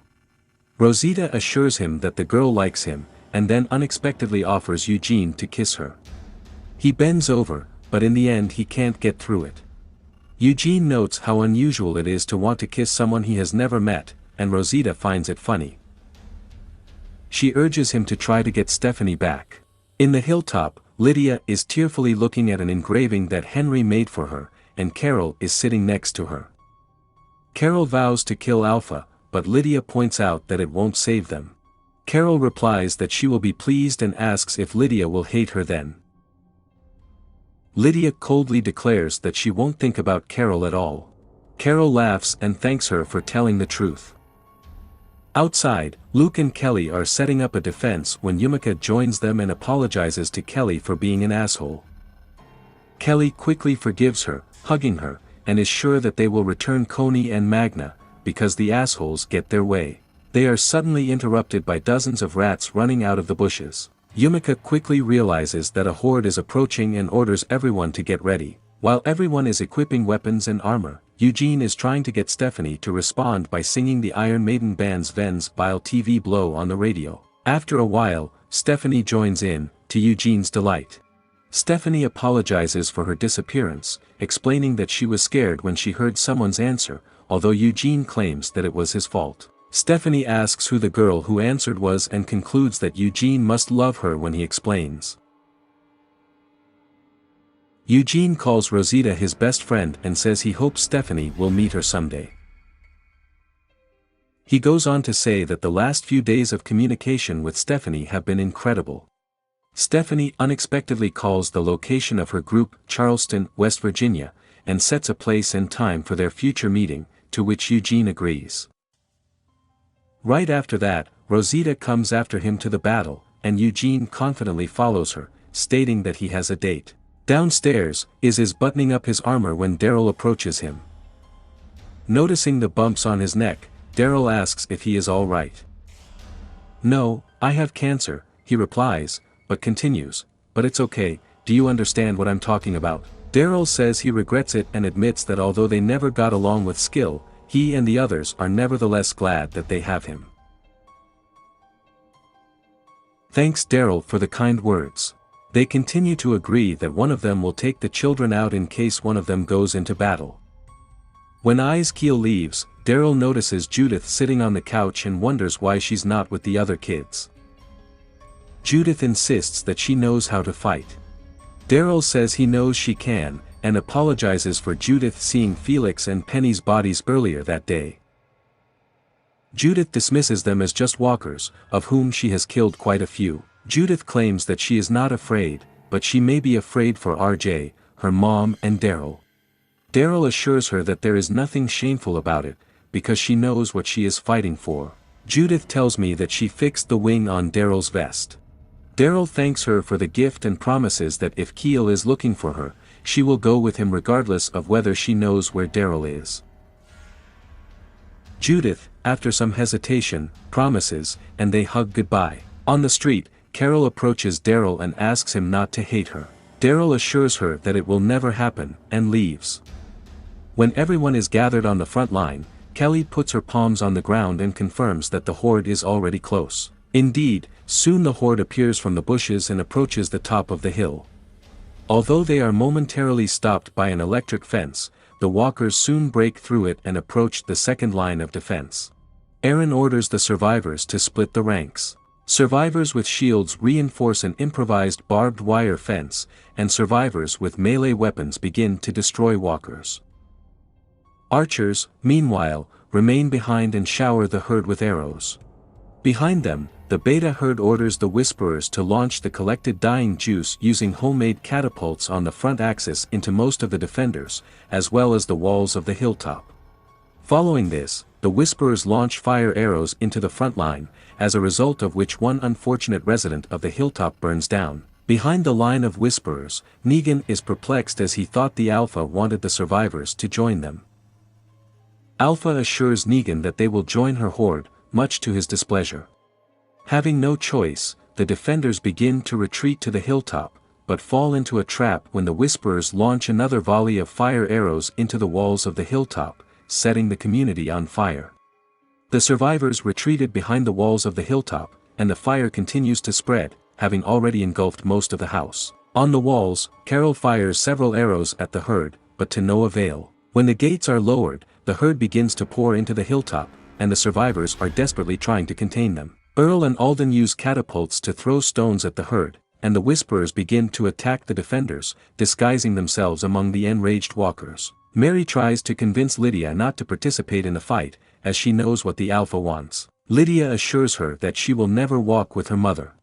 And Ezekiel hurries the children to a safe place, but suddenly realizes that Judith is missing. Judith single-handedly deals with several walkers, but it turns out that the last walker was actually a Whisperer. Judith looks at her first living victim in shock until Earl picks her up. While fighting the walkers, Eugene notices that the fire is about to reach the attic of the house, so he frantically rushes inside to save the radio equipment, and Rosita runs after him. Despite successfully slowing down the herd, the survivors are stunned and forced to retreat after the defensive wall falls, letting the horde through the defenses. While Yumika fights off the walkers, she freezes in horror when she sees Magna covered in blood moving among the herd. However, Yumika quickly realizes that Magna is still alive and uses a trick with Guts to hide among the walkers. Explosions continue to shake the hilltop. After the battle, Negan finds a severely wounded survivor of the hilltop and puts him out of his misery by breaking his head. Alpha reproaches him for destroying the survivor's brain instead of plunging a knife into the heart. She then mourns all the walkers they have lost. Negan thinks they should enjoy the victory, but Alpha doesn't share his mood as she doesn't have everything she wants. Negan quickly guesses that it is Lydia and questions her, but Beta waves him off and swears to Alpha that he will find Lydia and bring her back. When Alpha turns to leave, Negan tries to follow her, but Beta blocks his path and orders him to gather the scattered walkers. Negan tries to control a lone walker, but he quickly gets bored and decides to kill him. When several more walkers approach, he prepares to control them, but notices Lydia limping in the distance and decides to follow her. Meanwhile, Aaron drags the unconscious Luke to safety and confronts Negan. Aaron is furious at Negan's betrayal and prepares to kill him, and Negan tries to explain that everything is not as it seems. Before a fight breaks out, the walkers who were chasing Negan appear and, making their way past Negan, head towards Aaron. Since the hatch is disabled, Aaron has no choice but to kill the walkers while Negan escapes. Further into the forest, Negan finally catches up with Lydia, and although she is glad to see him at first, her smile disappears when she notices the Whisperer mask he is wearing. She tries to attack him, but Negan disarms and restrains her. Elsewhere, Alden, Kelly and Mary are walking down the road while Alden tries to comfort a crying Adam. Mary offers her help, but Alden refuses her, warning her to keep her distance. However, in the end he reluctantly agrees, as he fails to calm Adam down. In the arms of the mayor's office, Adam quickly stops crying. After the trio sets up camp, Alden asks what Sister Mary's name was, and she replies that Frances. Mary reveals that Adam meant everything to Frances and laments that if she had to do it all over again, she would give her life for her sister to be reunited with Adam. Mary is suddenly alarmed by a noise coming from the forest, and she tells her companions that they need to leave. The trio successfully seeks shelter as more walkers appear, attracted by Adam's crying. Eventually they find an abandoned minibus and struggle to open the doors. While Alden and Kelly take shelter with Adam in the car, the mayor's office decides to stay outside and distract the walkers from them. She leads most of them to a nearby stream, where she kills her pursuers. She briefly enjoys her triumph, but suddenly gets stabbed in the stomach by Beta. Mary tries to resist and tears off part of Beta's mask in the struggle. This prompts the attacker to finish her off by dismembering her. Another Whisperer appears and recognizes Beta even before the apocalypse, noting that his voice is familiar to him. Beta cuts the Whisperer's throat to protect his real identity. Then he waits patiently for the mayor's office to come to life. However, as soon as she comes to life, she is shot down by an arrow fired by Alden. Beta runs away before Alden can shoot him too. Meanwhile, Carol, Yumika, Magna and Eugene are resting in the forest. While Eugene is desperately sorting through the few equipment he managed to save, the traumatized Magna tells Yumika about her experiences, explaining that she and Coney were looking for a way out of the cave, but separated when faced with the Horde. Magna couldn't find Coney after that and doesn't know if she survived or not. Carol is about to leave, but is stopped by Yumika, who angrily shouts at her and even slaps her on the lips for her seeming indifference to Magna's fate. When Carol does leave, Magna criticizes Yumika's reaction to the situation, and then breaks up with her, and both women agree that everything is for the best and part amicably. When Carol is sitting alone, a walker slowly appears from under the ground and tries to grab her. Carol just watches it at first, but eventually stabs the walker. At this moment, she notices Eugene standing next to her, who wanted to offer his company after a quarrel between Carol and Yumika. Carol asks Eugene if he knows what it feels like, even though something is so strong that you make every effort to get it, which leads to anger at you, maybe even to the death of people, but you do not achieve anything. Eugene really confirms that this is the case. He explains that he has arranged a meeting with Stephanie, which he calls the most important in his life, but now he will not be able to go to her. Carol persuades him to go, to which Eugene smiles and tells Carol that he hopes she gets what she wants. When Eugene leaves, Carol discovers Lydia's staff lying on the ground. Daryl, Rosita, Dianari, Navila and some others get to the meeting place, where they should be waiting or with children. However, when they arrive there, they find that the house is empty, except for a lone walker. Navila desperately thinks about where her and Jerry's children are. Meanwhile, in another hut, Earl is looking after the children. He tries to cheer them up and gives them all water, after which he goes into the back room and closes the curtains behind him. Earl turns the table over and drives a spike into it. Once he's done, he rolls up his sleeves, exposing the bite wound. At this moment Judith enters and notices that Earl lied to them. Earl admits that he lied, but only to protect them. Judith is upset that Earl is planning suicide and offers to stay with him until the end so that he won't be alone. Earl assures her that he won't be alone, but with Tammy and Ken, and knows that Alden will take good care of Adam. He tells Judith how strong and brave she is, but adds that he needs her to protect other children from him. He asks her to go back to the other room and not approach him again. Judith briefly takes Earl's hand, and then leaves as she was told. Daryl and Jerry return to the ruins of the hilltop and find Ezekiel alive under the rubble and tells them that Earl has the children. Returning to the hut, Earl commits suicide by punching a thorn with his head, which he drove into the table. When the other children are asleep, Judith goes to check on Earl and discovers that he is dead, although he failed to string himself on a peg. When she approaches his body to examine it closer, Earl suddenly comes to life and grabs her. When Daryl and Ezekiel and Jerry approach the cabin, they are relieved to find that all the children are alive. Going inside, Daryl discovers Judith sitting next to Earl's body, having just laid his revived corpse. Daryl sits down next to her and hugs her, comforting her. In the forest, Negan approaches Alpha and informs her that he has found what she was looking for. Meanwhile, Lydia wakes up tied to a chair in a small hut. The couple continues on their way, while Lydia tries to free herself from her limitations. Negan tells Alpha about how he lost his wife to pancreatic cancer and notes that the disease forced him to reconsider everything. He claims that his wife has never been as beautiful as before the very end, despite hair loss and weakness. Alpha believes that Negan should be grateful, because death freed his wife. Negan continues to claim that after the death of his wife, he no longer felt emotions, and calls it his strength. He then compares himself to Alpha, noting that while he is dead to the world, Alpha is only pretending. He claims that her philosophy of denying the reality of emotions and behavior like animals is bullshit. And she knows it, as well as the fact that she needs to kill Lydia to become strong. Alpha replies that this is Lydia's fate, to be killed by her hand. She says that like the illness that freed Negan's wife, she needs to free Lydia. As Lydia begins to free herself from her shackles, Negan and Alpha approach the barn. Negan notices that Alpha still loves Lydia, but Alpha informs him that she has to kill Lydia because she loves her. She kisses Negan and thanks him, then goes to the hut. Lydia finally breaks free of her restraints and rushes to the door. However, when she opens it, she finds only a misty clearing. Alpha, meanwhile, opens the door of another hut and discovers that it is empty. Confused, she turns to Negan, but he suddenly cuts her throat. Negan kisses and holds her while she dies.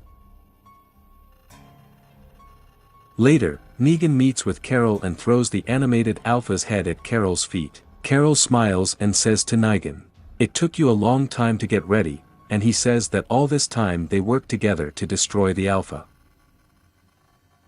Michonne and Virgil finally arrived on the island after a 5-hour journey. Virgil leads her deep into the island, where, according to him, there are weapons in his family. Next, the couple comes to an empty camp. A suspicious Michonne notices that none of Virgil's family is there. When Virgil starts dodging, Michonne pulls out his sword and threatens him to tell the truth. Virgil agrees and leads her to 3 empty graves, revealing that his family is dead.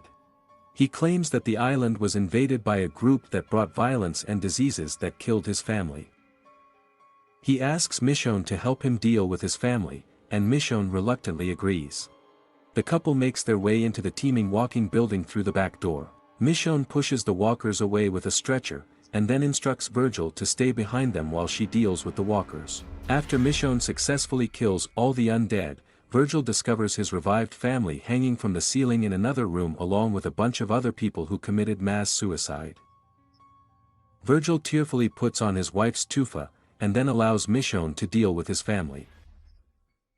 After Virgil buries her loved ones, Michonne expresses her condolences, but she can't wait to resume the search. He suggests resuming the search in the morning, as it is dangerous now, to which Michonne reluctantly agrees. As night falls, Michonne tries to contact Judith, but receives only interference. Then she goes outside and goes to investigate the laboratory building, from which Virgil asked her to stay away. When she enters the room, Virgil suddenly appears behind her and slams the door, locking her inside. He reproaches Michonne for breaking their trust, then slams the shutter on the window and leaves. Michonne tries in vain to open the door, but eventually gets tired and falls asleep. When she wakes up, she finds that the tray with food is on the ground, and her sword is missing. She continues to knock on the door, but a strange voice from the next cell tells her to calm down. Shocked, Michonne asks how long she has been in the cell and why the people on the other side didn't answer her sooner. They tell her that it's been about a day since she came, and that they didn't answer her out of fear, since Virgil was in one of his moods. They also dissuade Michonne from trying to escape, as the entire building is mined. The trio introduces themselves as Virgil's former colleagues who worked as researchers on the island before the outbreak, and Lucy was a cleaner. They explain that after the outbreak, people continued to stay on the island by boat, but food supplies soon ran out. In the end, a fight broke out over the ration, as a result of which one of the residents was stabbed. Virgil arrived at the scene too late and panicked. He ordered his colleagues to lock all the doors, but did not know that his family was still inside. Distraught at having caused their deaths, Virgil locked his friends in a cell so they wouldn't leave him. One of the captives, Jeremiah, persuades Michonne to eat so that she has the strength to kill Virgil. Later, Virgil opens the shutters and tells Michonne he's glad she ate.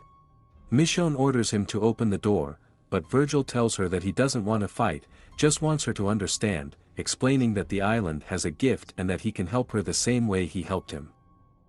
At this point, Michonne begins to hallucinate. When asked what he did to her, Virgil replies that he prepared hallucinogenic raspberry herb tea for her. He believes that Michonne is in pain, like himself, and wants to cure her.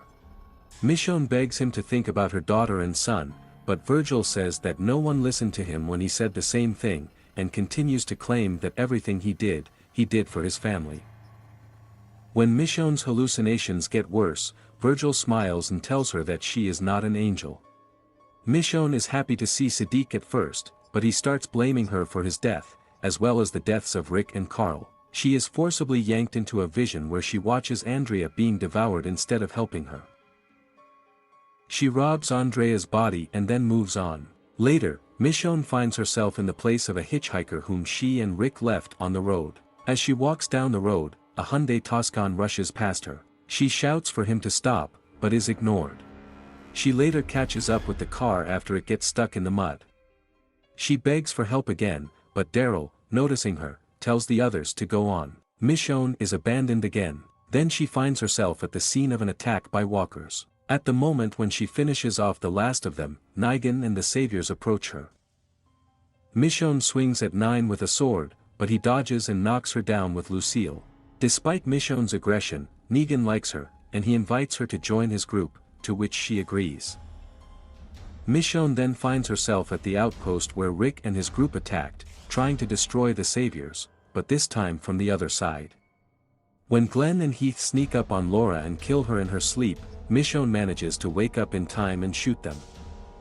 She successfully runs to the inpost. Later, during the infamous lineup, Negan begins chanting a count to choose which of the survivors will be executed, but then decides to hand over his right-hand bat to Michonne, allowing her to choose instead. Michonne reproaches Rick and his group for killing the Saviors in their sleep, despite knowing nothing about them. Having chosen a victim, Michonne declares that they are to blame for what happens next. The victim turns out to be Michonne herself, as the Savior Michonne tells the survivors welcome to the new world, and then swings. Finally, Michonne discovers that she is being chased through the forest by the militia. She kills 2 of them, after which she is unexpectedly wounded in the chest by Daryl with his crossbow. As she lay dying, Rick approaches her and shoots her in the head with his Colt. Having finally sobered up from the tea, Michonne spits it out into a bucket. Virgil asks if she's feeling better and offers her a glass of water. Michonne drinks, then picks up a fork from the tray and suddenly stabs Virgil in the calves with a knife. While they are fighting, Michonne manages to disarm Virgil, but he manages to escape. Michonne quickly frees the other prisoners. Together they run to the boat, but discover that Virgil has set it on fire. Soon the former prisoners catch up with Virgil. When Michonne attacks him and puts a knife to his throat, Virgil explains that he was originally going to ask Michonne to help him free the prisoners, as he wanted to let them go, but Michonne was needed to prevent him from killing him. However, when Michonne discovered them alone, Virgil realized that he would team up with them to kill him, so he needed to capture her as well. Virgil apologizes, but Jeremy does not accept his apologies either and viciously steps on his wounded leg. Virgil goes on to say that after his wife's death, he was lost and couldn't let the prisoners leave, but he didn't want to kill them either. The prisoners convince Michonne to kill Virgil. Michonne hesitates, but in view of the deplorable state of her former captor, eventually agrees.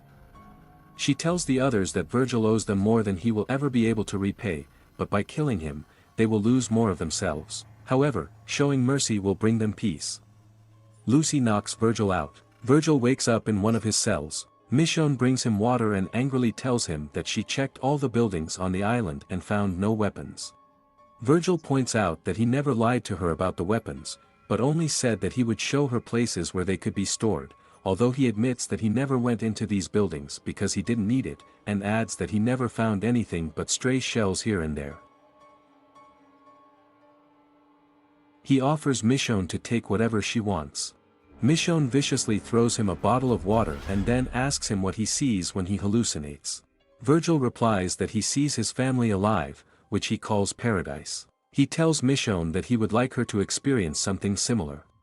Michonne, however, says that T took her family away from her and she saw hell instead. Virgil apologizes, explaining that the only world he ever wanted to live in is the one with his family, but he doesn't know how to live on without them. Michonne tells him that he should try like everyone else, and then orders him to show her his stuff.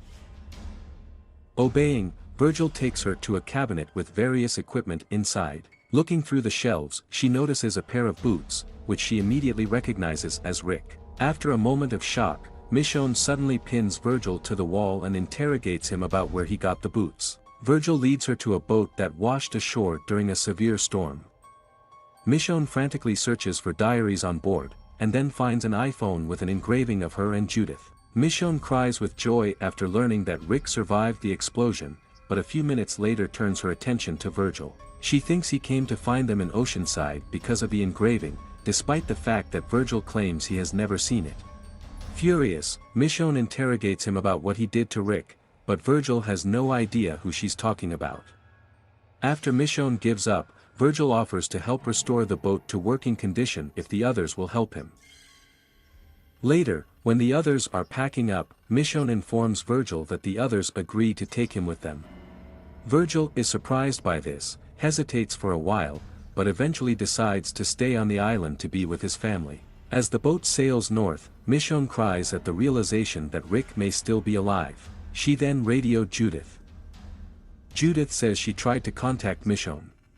She apologizes and informs her daughter that she has found 3 people on the island, whom she will bring home. RJ joins the conversation to say hello to his mother, but Judith tells him that for security reasons they should use code names, so RJ chooses the code name Little Brave, to the delight of Michonne. Michonne asks about Rosita, and then turns the conversation to the Whisperers. Judith informs her that the Whisperers are finished, as they have destroyed most of the Horde, and the Alpha can no longer harm them. Michonne then reveals that she found something that belonged to the brave man and where he might have been recently. Choking back tears, Judith asks if Rick is still alive, but Michonne doesn't know. Judith urges Michonne to find Rick if she thinks he's alive. Michonne initially refuses, arguing that Judith and RJ need her, but Judith insists, telling Michonne that Rick may be trying to get home and he may need help. Michonne accepts her mission and tells Judith that he will try to reach her by radio as much as he can. Then they say goodbye. Later, Michonne sneaks up on 2 walkers and amputates their arms and jaws. Then she continues on her way, dragging the walkers behind her on a leash. She walks until she finds 2 survivors, one of whom is injured. She approaches them with a blade in her hand. The survivors beg her to help them, as they will not wait for this couple. When Michonne asks who they are, the couple points to a large column of survivors moving in the distance. Remembering how she and Rick first met and how he decided to help her, Michonne eventually decides to do the same and extends a helping hand to the survivors by decapitating her pet walkers. Together they head to the convoy.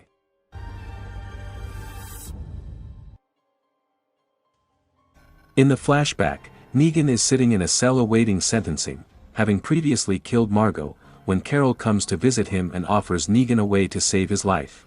If he kills Alpha, Carol swears that people will remember him for that act, not for his crimes. In the present tense, Carol puts the animated Alpha's head on one of the peaks marking the border of the Whisperers. Negan then suggests that Carol return to Alexandria so that she can tell everyone about what he did. Carol says she's not going back to Alexandria yet. She says she needs to be alone, and it takes time for this shit. Elsewhere, Jerry and the other Hilltop survivors welcome Magna back. Eugene examines Rosita's wounds and offers to bring Alex, but Rosita believes that someone else can do it, and urges Eugene to tell the others about Stephanie and his meeting. When he does, the others bombard Eugene with questions, clearly uncomfortable with the fact that Eugene is communicating with an outsider. Although he admits that it may be silly to believe in future friends, he states that after all they have lost, he simply asks others not to make fun of him, as he believes that this potential union is worth the risk. Il nods approvingly. Outside, Yumika finds Magna sitting on the porch and offers her horse to Magna, thinking that Magna will want to join Eugene in his adventure. However, to her surprise, Magna refuses and offers Yumika to go instead of her. Jerry, meanwhile, finds from the Keel, preparing a horse and tries to dissuade him from this. And from Keel tells him that the kingdom needs Jerry, and instructs his former bodyguard to continue their legacy. They hug each other goodbye. At the border, Beta and two other Whisperers discover an animated Alpha head. One of the Whisperers, Rufus, guesses that Negan killed her and notices that this makes Beta an Alpha now. Angered by his remark, Beta states that Alpha can still hear him, and then orders Rufus to take off his mask. When the latter does this, Beta pushes him closer to Alpha until Alpha bites Rufus, and the other Whisperer runs away in terror. Finally yielding, Beta removes Alpha's head and takes it with him. Meanwhile, Negan goes to the hut where he previously imprisoned Lydia to free her. However, upon entering, he finds her missing and gets hit in the face by Daryl, who is holding Negan at the tip of a crossbow. Daryl interrogates Negan about the Alpha's whereabouts, but when the latter reports that he killed the Alpha, Daryl does not believe him. As proof, Negan presents an Alpha mask, but Daryl is not convinced. Negan claims that the only reason he joined the Whisperers was because he could kill the Alpha. Meanwhile, Carol is walking through the woods when she hears the Alpha's ghostly voice whispering. Elsewhere, Beta goes to the hotel. Upon entering, he finds a bar with a couple of dead survivors, musical instruments, and sees his face on a poster advertising Half Moon, a country singer. Faced with his past identity, Beta is horrified and takes out his frustration on the nearest guitar, smashing it. Meanwhile, Carol continues on her way. At this moment, Carol is attacked by a walker, but she manages to kill him. Upset, she tells Alpha that she wants to be alone, but Alpha doesn't think that's the case. While their expedition is moving, 3 stumbles upon a pair of walkers in a cage. Yumika wonders if Summer has done the whispering, but Eugene points out that this is not their way of doing things. Ezekiel rides out into a clearing, where he dismounts to suppress 3 walkers. However, he gets tired quickly after killing the first 2 and barely manages to kill the third. Meanwhile, Daryl accompanies the bound Negan through the forest. Negan says he understands Daryl is upset because Carol didn't tell him about the plan. However, Daryl suggests that he may be angry about Hilltop, as he claims that Negan's actions almost cost the lives of several children. Before Negan can answer, Daryl tells him to keep going. In an abandoned hotel, Beta is watching a recording of one of his concerts. After a little thought, he inserts it into the player. Music attracts nearby pedestrians. Meanwhile, Carol approaches the fishing hut, and Alpha asks if Carol plans to sail down the river. She reminds Carol that she had no peace in the ocean, as she never stopped thinking about Alpha and even wrote a letter to Maggie about her. Carol tries to ignore her by trying to free the kayak from the rafters, but when Alpha insults her again, the roof collapses. Meanwhile, Negan and Daryl finally got to the border, but found that the Alpha's head was missing. Negan suggests they wait for Carol, but Daryl points his crossbow at Nig, ready to execute him. Negan declares that he will never hurt Lydia, and the only reason he kidnapped her is to keep her safe and lure Alpha out so he can kill her. Before anything can happen, the couple is confronted by 3 Whisperers, one of whom has Daryl at gunpoint. When Daryl gives up, the Whisperer with the gun notices that the Alpha died because of Negan, so he and the other Whisperers swear allegiance to him and kneel before him as the new Alpha, which amuses Negan a lot. From the balcony of the hotel, Beta watches the herd that has gathered because of his music. With tears in his eyes, he tears off part of his mask, which Mary had previously damaged. Meanwhile, Negan apologizes to Daryl, explaining that he is just enjoying the moment. Before they continue, Negan turns to the other Whisperers and asks why one of them, who is not an Alpha, is holding a shotgun instead of Negan, to which the Whisperer quickly passes the weapon to Negan. Negan orders Daryl to kneel in front of the Alpha. He holds Daryl at gunpoint and redirects the gun to the Whisperer. Negan shoots him in the head and kills the other 2. After witnessing this, Daryl simply tells Negan to untie him, while calling him an asshole.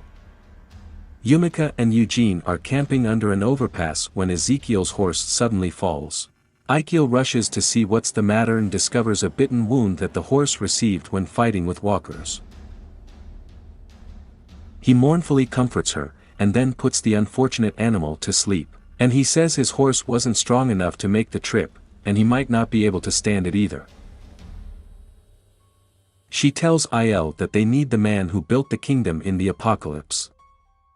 As morning comes, Carol is still trying to get out from under the rubble under which she was trapped, while a lone walker crawls to the hut, and the Alpha taunts Carol. The walker is getting closer and closer, squeezing through the boards on which he is stuck. Just as the walker breaks through, Carol manages to free herself and kill him. Collapsing to the ground from exhaustion, Carol tells the Alpha, it's never too late, after which her hallucinations finally disappear. Meanwhile, Eugene, Yumika and Ezekiel are on the outskirts of an abandoned city. While Negan and Daryl are waiting for Carol to return, Negan says he doesn't believe Carol will come back. Negan explains that he lost everything after his incarceration, and his time in prison was hard for him, so he admits that when Alpha took him in, it was nice to feel that he was respected and he mattered again. Negan, however, claims that Alpha has gone too far.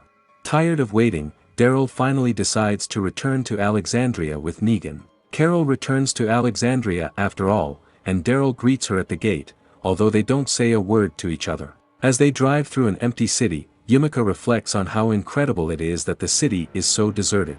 They begin to see walkers in various outfits tied to furniture and cars, so that it seems as if the walkers are doing everyday things that they could do before the outbreak of the epidemic. When Ezekiel sees a walker handcuffed to the steering wheel of a car and a walking policeman chained to the hood of this car, he starts laughing hysterically. When the trio enters the alley, a brightly dressed survivor suddenly appears in front of them, armed with a machine gun, who enthusiastically greets them. Back at the hotel, Beta takes Alpha's head out of the bag and thanks her and finally puts Alpha to sleep. When the assembled walkers are still trying to get inside, Beta opens the door and enters the herd. Having restored his mask with a piece of Alpha's face, Beta leads the herd forward. Yumika asks what her name is and what she needs. The offended stranger points out that the first people she saw in a year turned out to be mean. Ezekiel defuses the situation, stating that they do not want to harm her and just admire her demonstration. The stranger quickly brightens up and says that she tied up walkers to make the city more lively and introduces herself as Juanita Sanchez, but adds that she prefers the nickname Princess. After Ezekiel introduces herself and her friends, Juanita offers to show them the city, but Eugene informs her that they can't stay because they have an important assignment. Slightly annoyed, Juanita still offers them to become a guide around the city, but Yumika refuses, since the survivors do not know her. Juanita objects that they know, and demonstrates how useful she can be by shooting several approaching walkers with a machine gun. Unfortunately, the shots scare the two remaining horses of the group, and they run away. Juanita apologizes, and the survivors look at her angrily. Later, the group discusses what to do next. And Ezekiel is confident that they will be able to find horses tomorrow, but Eugene believes that they do not have enough time and that their chances of meeting in time are small, even if they start walking now. Ezekiel offers to enlist the help of the princess, but Yumika objects to this idea, believing that the princess is too selfish and mentally unstable due to being alone for a long time. And does not want to blindly follow the princess, but indicates that she may know where to find transport. Ezekiel summons Juanita, to her delight. The princess apologizes again and confirms that she knows where to find transport. Yumika insists that the princess give up her weapon, but hesitates so much, but in the end she gives up and gives the machine gun to Eugene. Beta and the Whisperers have finally brought the horde to Alexandria, but finds it empty. Meanwhile, the survivors took refuge in an abandoned hospital called the Tower. Luke fiddles with some wires, emphasizing that everyone is counting on him, and Jules encourages him. Then Luke announces that he needs someone to run an errand for him, and Carol becomes a volunteer. While he's exploring the woods, Daryl tries to radio Funny, warning her not to come home. He tells her that they have a plan to end the war. Alas, he does not receive an answer. Meanwhile, while the horde is rampaging in Alexandria, Beta is watching from the base of the windmill. He informs the other Whisperers that they will continue on their way to the ocean side. From the top floor of the windmill, Alden watches him and transmits information to Aaron using sign language. Elsewhere, Judith approaches Lydia, who is petting a cat. Judith expresses her condolences over her mother's death, but Lydia denies that she misses her mother and tells Judith that not everyone has a mom like her. When Judith leaves, Negan watches her from afar. Downstairs, Carol and Kelly are taking some horses from Mark to transport supplies. In the woods, Judith knocks down a lone walker, and at that moment Daryl discovers her. When he finds out that Judith is alone, he tries to take her back to the tower, but Judith protests that she doesn't like the building because it smells like cat urine, and wants to learn how to do what Daryl does. Although Daryl initially resists the idea, he eventually agrees to take her with him. Daryl explains that he walks around the perimeter and looks for something unusual, and reports it on the radio. Beta, meanwhile, leads the horde towards Oceanside, but suddenly stops, sensing that something is wrong. He complains that the survivors are not fools and begins to suspect that they are being lured into a trap. Another Whisperer tries to calm Beta down, but accidentally calls him Alpha. Despite his remorse, Beta prepares to kill the Whisperer, but he is stopped by a voice in his head, and Beta continues to move forward with the horde. Alden and Aaron watch the herd from afar and relay their observations to Gabriel, noting that they are heading towards Oceanside as expected. Back in the abandoned city, the princess leads the survivors to an empty field and warns them to stay close to her and watch their feet. Continuing to walk further, the princess counts the steps. Soon the survivors stumble upon the remains of one of the escaped horses. Yumiko wonders if she was eaten by walkers, but the princess casually says that, most likely, the horse stepped on a mine. Naturally, the survivor is outraged that the princess brought them to Minopolis and hid it from them, but she tries to assure them that she constantly walks on it and can bring them out safely. Unfortunately, the princess lost count when she stopped, and she needs a minute to think. Yumiko threatens to kill her if she doesn't take them to a safe place. After that, she takes out a flask of water and throws it forward to check if the path is clear. Unfortunately, the flask explodes on the Mini. Meanwhile, Carol and Kelly are collecting wires from several cars. Carol tries to apologize for her actions in the cave, but Kelly does not think about it, as she is sure that her sister did not die. In the tower, Lydia is petting the dog when Negan comes up to her and offers her food. Lydia, however, says she's not hungry. Negan asks if she is avoiding him, and Lydia directly confirms this. Lydia coldly replies that most of them would like Negan to die too, and leaves. Still stuck in a minefield, Juanita tries to get her bearings, while Yumiko complains that they shouldn't have followed her. Eugene warns that they are running out of time, pointing out the finder approaching through a hole in the fence. In addition to the integrity of the fence, Eugene is also worried that placing a mine could lead to a cascade. When Yumiko asks him what a cascade is, an approaching walker detonates one of the mines, which in turn detonates another mine next to him. Juanita apologizes to the group once again and continues to choose the route based on the count. Then she risks her life by taking a few steps along the chosen route and, remaining alive, calls the others. In the woods, Daryl teaches Judith, and they stumble upon a small group of walkers, led by the same Whisperer who would have been threatened earlier. Daryl fires his crossbow, wounding her. When Whisper doesn't run away, Daryl and Judith deal with the walkers and quickly give chase. Finally getting out of the minefield, Yumiko scolds Juanita for putting their lives in danger when Eugene notices a street sign marking the road they are driving on as Fleetwood Drive. He angrily asks Juanita about it, as he remembers that they have already passed here. Juanita explains that she wanted to spend more time to make friends with the survivors and for them to decide to stay with her, but now she realizes that she ruined everything. She laments that someone once told her that it is difficult to love her, and admits that the problem may be in herself. Juanita realizes that she should have told them the truth, but she didn't want it to be true. Sympathizing with the princess, Yumiko agrees, and Eugene comforts Juanita, explaining that he also made bad decisions and lied to people to be left alone. Meanwhile, Daryl and Judith track down a wounded Whisperer in a small ditch. The Whisperer begs Daryl to pull the arrow out of her shoulder, not wanting to die that way. Daryl orders her to drop the knife and asks where the other Whisperers are. She quickly tells where they are, and also that she was going to leave alone. She says Beta lost his mind after the survivors killed Alpha.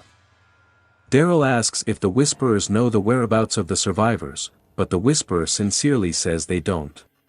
Then Daryl shoots her in the head.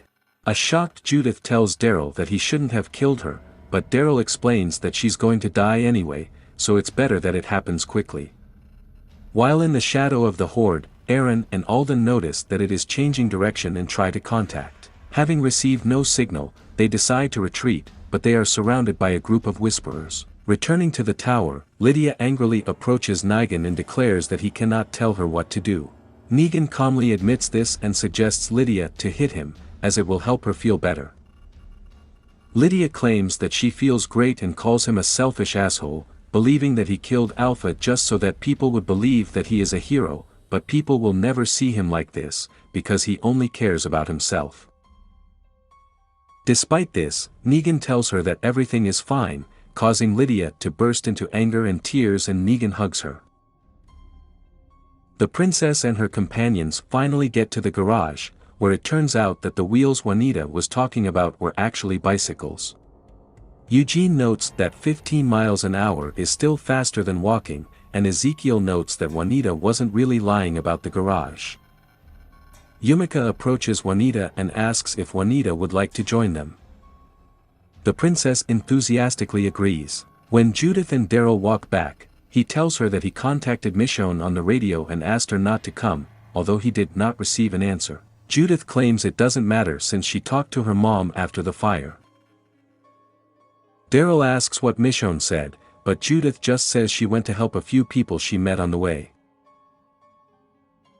Judith didn't want to tell Daryl about it, because she was afraid that he would leave too. Daryl assures Judith that he won't leave and hugs her. Just as they are about to return, Gabriel unexpectedly tells Daryl over the radio that they are surrounded. Indeed, Beta finally got to the tower with the horde. Tower's people run to their posts when a horde of Whisperers descends on them. Gabriel tries to calm Gracie and RJ, who are scared. Daryl, Judith, Carol and Kelly barely make it back to the tower. Eugene, Yumika and Zeke or the princess continue their search on bicycles. Virgil stays at the ocean site, but finds it deserted. Aaron and Alden get out of the Whisperer's ambush and come face to face with a mysterious masked survivor. Finally, Maggie receives a distress letter sent by the survivors. Meanwhile, Beta, still hallucinating, orders the walkers to launch an attack. Back on the road, Eugene crashes his bike. While the others want to fix it, Eugene tells them not to worry, as he has calculated the time and is sure that they will not make it in time. Devastated, he apologizes to everyone, but believes they should go home. Ezekiel intervenes and says they won't come back after everything they've been through. Insists that their journey must be completed. Daryl and Carol are setting traps on the stairs at the hospital. Daryl tells Carol about Michonne's departure and that he thinks he will never see her again, just like everyone else. Carol assures him that she is still around. Upstairs, they join the others while Gabriel discusses the plan with the rest of the group. He tells them that the plan is still to take the herd away. Luke explains that he needs to deliver the sound system he was making to the wagon, which is on the other side of the herd. Gabriel divides them into 4 groups of 2, one of which carries the load and the other protects. Lydia offers to help guide them, but Beatrice and Rachel refuse, as they do not trust her. Daryl admits that they won't all survive, but claims that this is the only way out. Kelly volunteers to go with Daryl. Later, the group prepares for their mission by rubbing their guts. Daryl notices that Negan is clean and asks him about it. Negan says that since he is an alpha killer, he will be a priority target for the Whisperers and especially for Beta, so he chose to stay away so as not to attract attention. Daryl does not accept this explanation and believes that Negan simply does not want to risk his skin. At the exit, Daryl says goodbye to Judith through the dividing door. Jerry then opens the door to the outside, allowing the horde of walkers to break past the survivors into the room. Then they squeeze past the walkers outside. Among the huge herd, Magna almost has a panic attack, but Jerry stops her. Soon the group attracts the attention of the Whisperers. One of them attacks the survivors, but he is wounded in the chest by one of the archers in the tower, and after a cry of pain, he devours them. While the archers continue to kill the Whisperers, Beta orders his group to compact the herd, making it almost impossible for the archers to determine their targets. Soon the hospital is under attack, and the Whisperer detonates one of the explosives in the stairwell. The survivor in the hospital barricades the door, and Gabriel instructs Diana about the evacuation plan. Negan approaches Lydia and tries to convince her to leave, arguing that she will not be able to change the outcome of the battle, and the survivors will never trust her any more than they trust him. However, she is able to walk through the dead and escape and gives Lydia her mother's mask. Then he descends into the elevator shaft. Outside, it becomes increasingly difficult for the survivors to make their way through the herd, but eventually most of them reach relative safety in the forest, leaving only Carol and Beatrice, who must find a way out of the herd. The couple slowly makes their way forward, but they are noticed by the Whisperer. She attacks them, but gets hit by Carol in the stomach, and she is attacked by walkers screaming. However, on his last breath, the Whisperer grabs Beatrice and stabs her in the leg with a knife, from which she screams, and she is quickly overwhelmed by walkers. Beatrice tries to give Carol the backpack she was carrying, but she is torn apart. Fortunately, Lydia, wearing her mother's mask, manages to pick up the backpack and gives it to Carol. Returning to the hospital, the Whisperers reach the barricade and begin to destroy it. Outside, a walker tells Betty that the end is almost here. Then he hears music that distracts the herd from the hospital. On the way, the survivor, who managed to survive, takes the herd away with the help of a carriage with loudspeakers. Meanwhile, Gabriel tells Rachel Barricade that the evacuation has begun. At this moment, the Whisperers throw homemade explosives through a hole in the barricade, killing 2 defenders. As night falls, the survivors on the road are attacked by the Whisperers, who use the walkers following them as a shooting shield. The Whisperers also attack from the forest, killing Oscar and forcing the others to abandon the cart. The Whisperers quickly break up the speakers. Daryl radioed Gabriel to inform them that the wagon had been destroyed and the herd was returning. Daryl then tells the others his plan to go back and hunt down the Whisperers in the herd one by one. When Magna asks how they will cope with the herd, Lydia voluntarily agrees to take them away, as her mother taught her this. Daryl refuses her, and Luke points out that she will have to lead the herd to the cliff, which would be suicide. Lydia, however, is adamant. Daryl decides they'll deal with it later and tells the others to move. Back in the tower, Gabriel tells the others to leave while the Whisperers tear down the last barricade. Judith realizes that Gabriel is not coming, but he explains that someone has to stay so that the Whisperers don't cut the rope. Judith and the others descend into the elevator shaft, leaving Gabriel to confront the attacking Whisperers. When they finally break through, he bravely resists, but in the end he is overpowered. Just as he is about to be killed, the Whisperers are attacked from behind and killed. This is the masked survivor that Aaron and Alden met earlier. The last Whisperer is killed by none other than Maggie. Outside, Beta notices that the Whisperers around him are being killed by the survivors. He then notices Lydia and prepares to attack her, but is interrupted by Negan, who attracts his attention by calling him an asshole. Blinded by rage, Beta rushes at Negan and throws a walker at him. Negan manages to kill the walker, but he is quickly pinned down by Beta, who prepares to kill him in revenge for Alpha's death. However, before he can do that, Daryl stabs him in the back and then stabs him in the eyes when he turns around. Screaming in pain, Beta hallucinates pulling knives out of his eyes while walkers surround and hug him. His whole life flashed before his eyes, especially the time spent with Alpha. Back in reality, Daryl pulls the knives out of Beta's eyes while the walkers quickly surround the leader of the Whisperers. When they rip the mask off his face, Beta dies with a smile. Negan is shocked. He recognizes Beta even before the apocalypse and asks Daryl if he knows who he is. Daryl coldly replies that it's nobody. During the day, Lydia successfully leads the herd to the cliff. She is stopped by Carol, who volunteered to go in her place, calling it her choice. Carol reaches the edge, but before she can get off, Lydia pulls her back. A couple takes cover behind a rock, while walkers around them fall off a cliff into the water below. When Carol thanks Lydia, she tears off her mother's mask and throws it into a cliff. In the woods around the tower, everyone reunites with Maggie, turns on Judith. Lydia and Carol arrive and inform the group that the herd is finished. Lydia notices that Negan is still here, to which he replies that so far. Daryl and Carol are also talking. Daryl asks if Carol got what she wanted. She says no, but she doesn't need it anyway. Daryl tells her that she still has him and they hug. Daryl reminds her that New Mexico is still out there somewhere. She says that someday they will go there, but they still have things to do here. Elsewhere, a battered and tired horse stumbles in the woods and then falls on the road from exhaustion. Barely regaining consciousness, Virgil rides up to her on a horse. Eugene's group, meanwhile, finally made it to the train yard, which had been designated as a meeting place between him and Stephanie. Eugene announces his presence, but receives no response. After a while, Ezekiel suggests that they stay in one of the cars until morning, but Eugene sadly concludes that Stephanie is no longer there, if she was at all. Yumika tries to cheer him up, but Eugene declares that they are not going to return because they know that there are people in the area, including Stephanie. He says they will keep going until they find them.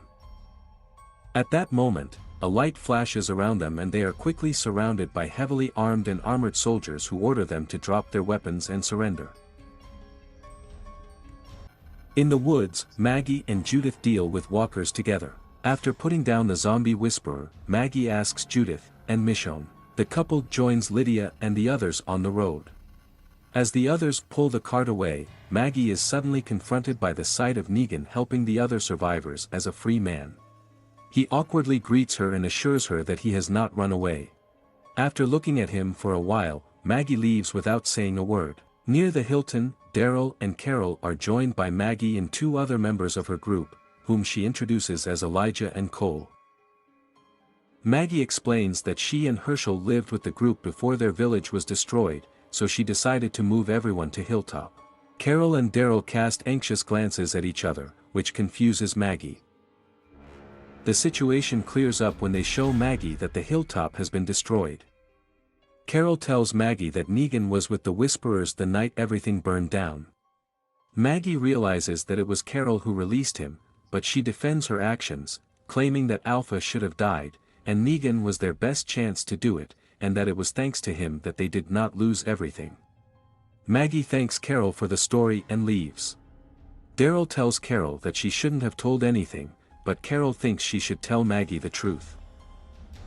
Daryl says he will help Maggie get the rest of her group back by trying to smooth things over, but Carol doesn't believe Maggie will ever forgive Negan.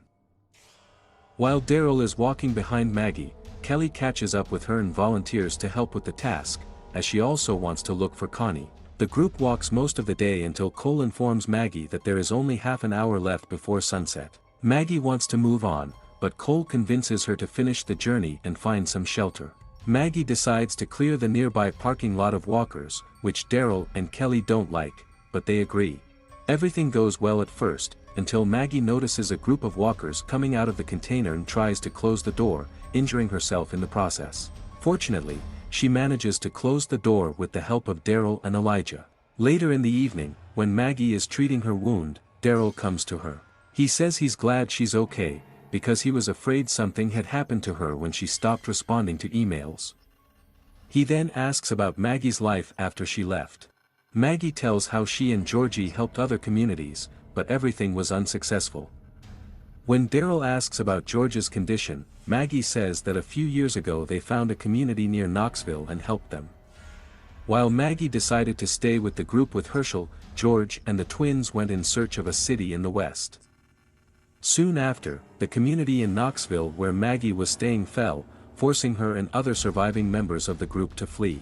Maggie says she hasn't seen George since. When Daryl asks what happened to her band, referring to her last home, Maggie refuses to discuss it yet. She adds that after that, she and the group went instead of the ocean, which belonged to Maggie's grandmother and where she and Glenn talked about going someday. She claims how Herschel liked it there, and when Herschel asked how his father died, Maggie said that a bad man killed him, to which Herschel asked if the bad man got what he deserved. Maggie explains that she left because she didn't want Negan to occupy her thoughts anymore and didn't want to bring Herschel back to this. Daryl assures Maggie that she can come home and that nothing has been decided with Negan yet. In the morning, the group wakes up and prepares to leave, but they are prevented by a walker. While Elijah is dealing with him, Cole wonders where Kelly is, because she should be on guard. Meanwhile, Kelly inspects an abandoned truck and notices a jacket on the roof. She tries to climb up and reach out, but she is suddenly grabbed by the leg, which terrifies her. The culprit turns out to be Maggie, who reproaches Kelly for leaving her post. Daryl explains that Kelly's sister is missing. Elijah quickly climbs into the truck and throws Kelly a jacket, and Maggie tells that Elijah also lost his sister. Kelly inspects things, but finds nothing, to her disappointment. During the trip, Maggie asks Daryl if Coney is alive, but Daryl doesn't know. Just as they are about to arrive at the meeting place, they see a cloud of smoke rising in the distance. Maggie runs forward in terror, followed by the others. Maggie desperately searches for Fur's Hell in the burned-out building, but finds nothing but the corpses of 2 members of her group. Cole is sure that this is the work of the Reapers, a group that attacked their former home and destroyed it, and then apparently followed them to Virginia. Maggie is determined to find the rest of the group and her son.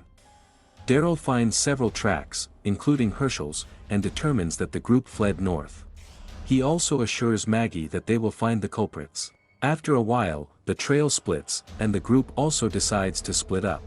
Daryl and Maggie are going in one direction, Elijah, Cole and Kelly are going in the other. Cole hears some sounds and instructs Elijah and Kelly to take cover. When they decide to move on again, Elijah remains motionless. Noticing this, Kelly asks Elijah if he is all right and asks him to take off his mask. He does this and is visibly frightened. She comforts him and tells him that he is not alone. Elsewhere, Daryl and Maggie are on the trail. When Daryl heads in one direction, he is chased by an unknown figure. Daryl grabs a young woman, Maya, and briefly takes her hostage, but releases her and apologizes when Maggie identifies her as a member of her group.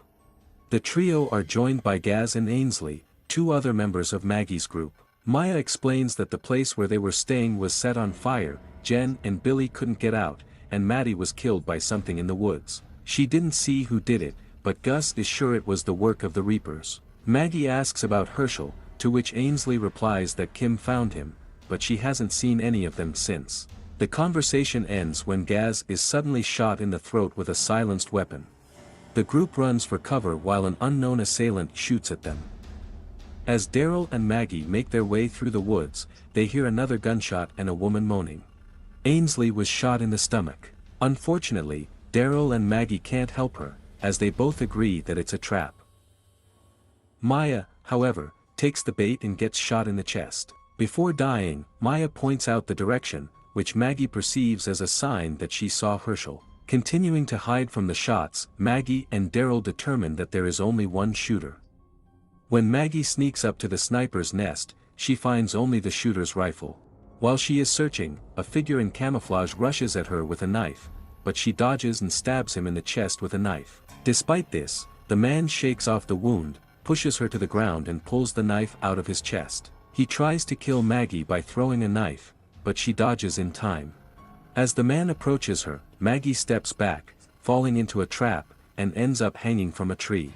Before the man can kill her, Daryl shoots him in the side with his crossbow, and then attacks the attacker. The man dusts himself off from the wound again and easily throws Daryl into a tree, knocking him out. Fortunately, this gives Maggie enough time to free herself. Just as she is about to meet the aggressor face to face again, the man gets an arrow in the chest, and he is quickly surrounded by Kelly, Elijah, Cole and the rest of Maggie's group. Maggie furiously questions the man about his identity in his group, but he doesn't say anything.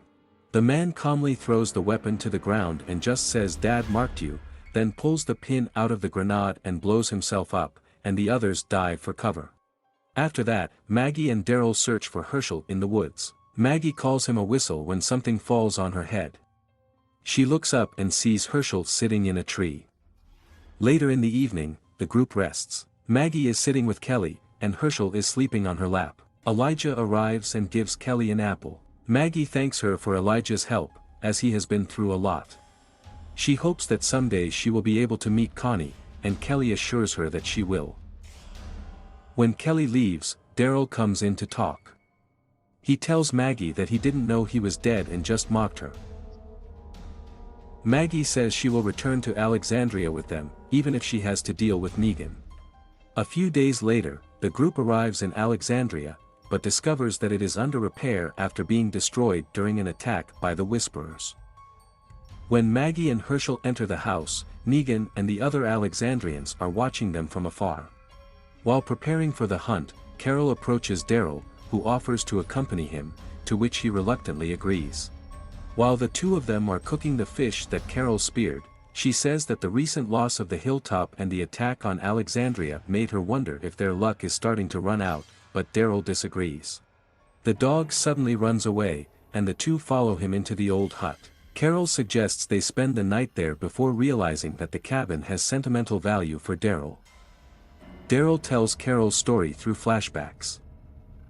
5 years ago, shortly after Rick's supposed death, Daryl wanders alone through the woods, trying to find at least some traces of him, alive or dead. Carol sometimes meets with him to hand over supplies. After one of these meetings, a Belgian puppy approaches Daryl, who leads him to the hut. Upon entering the hut, Daryl is taken hostage and interrogated by an unknown woman, but she soon releases him when he explains that he does not want to harm her. She refuses to tell Daryl her name. He asks what the dog's name is, and she says she just calls him Dog. Over the next few months, their paths periodically cross. Daryl returns the dog when he runs away and offers her the fish he caught. She reveals her name, Leah, and a romantic relationship begins between them. Daryl starts staying in her cabin more often. The couple gets closer through hunting, fishing and watching the solar eclipse. One night Daryl notices her looking at a picture of her son that she keeps under the floorboards and tells the story of how she lost her family and the army platoon she was surviving with. The dog was born on the same day, and Leah kept him as a souvenir of the family she lost. Fed up with his obsession with finding Rick, Leah convinces him to make a choice to look for Rick, return to Alexandria or stay with her. Daryl decides to continue searching for Rick. After an unknown time, Daryl returns to the hut hoping to make amends, but discovers that Leah has disappeared along with the photos under the floorboards. He leaves several cans of food under the floorboards along with a message saying he wants to be with her and encouraging her to try to find him. Currently, Carol and Daryl begin to argue about the events of Rick and Con, with Daryl blaming himself for the former and Carol for the latter. Carol tries to calm him down, saying that she needs him as a friend, but Daryl tells her that he is tired of the same conversations and regrets that he dissuaded her from leaving.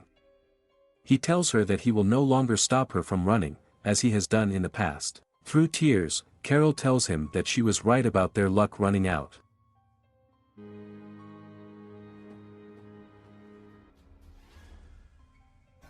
Aaron and Gabriel kill walkers in the field. They come to the building to find potential sources of supply, but discover that the building has burned to the ground.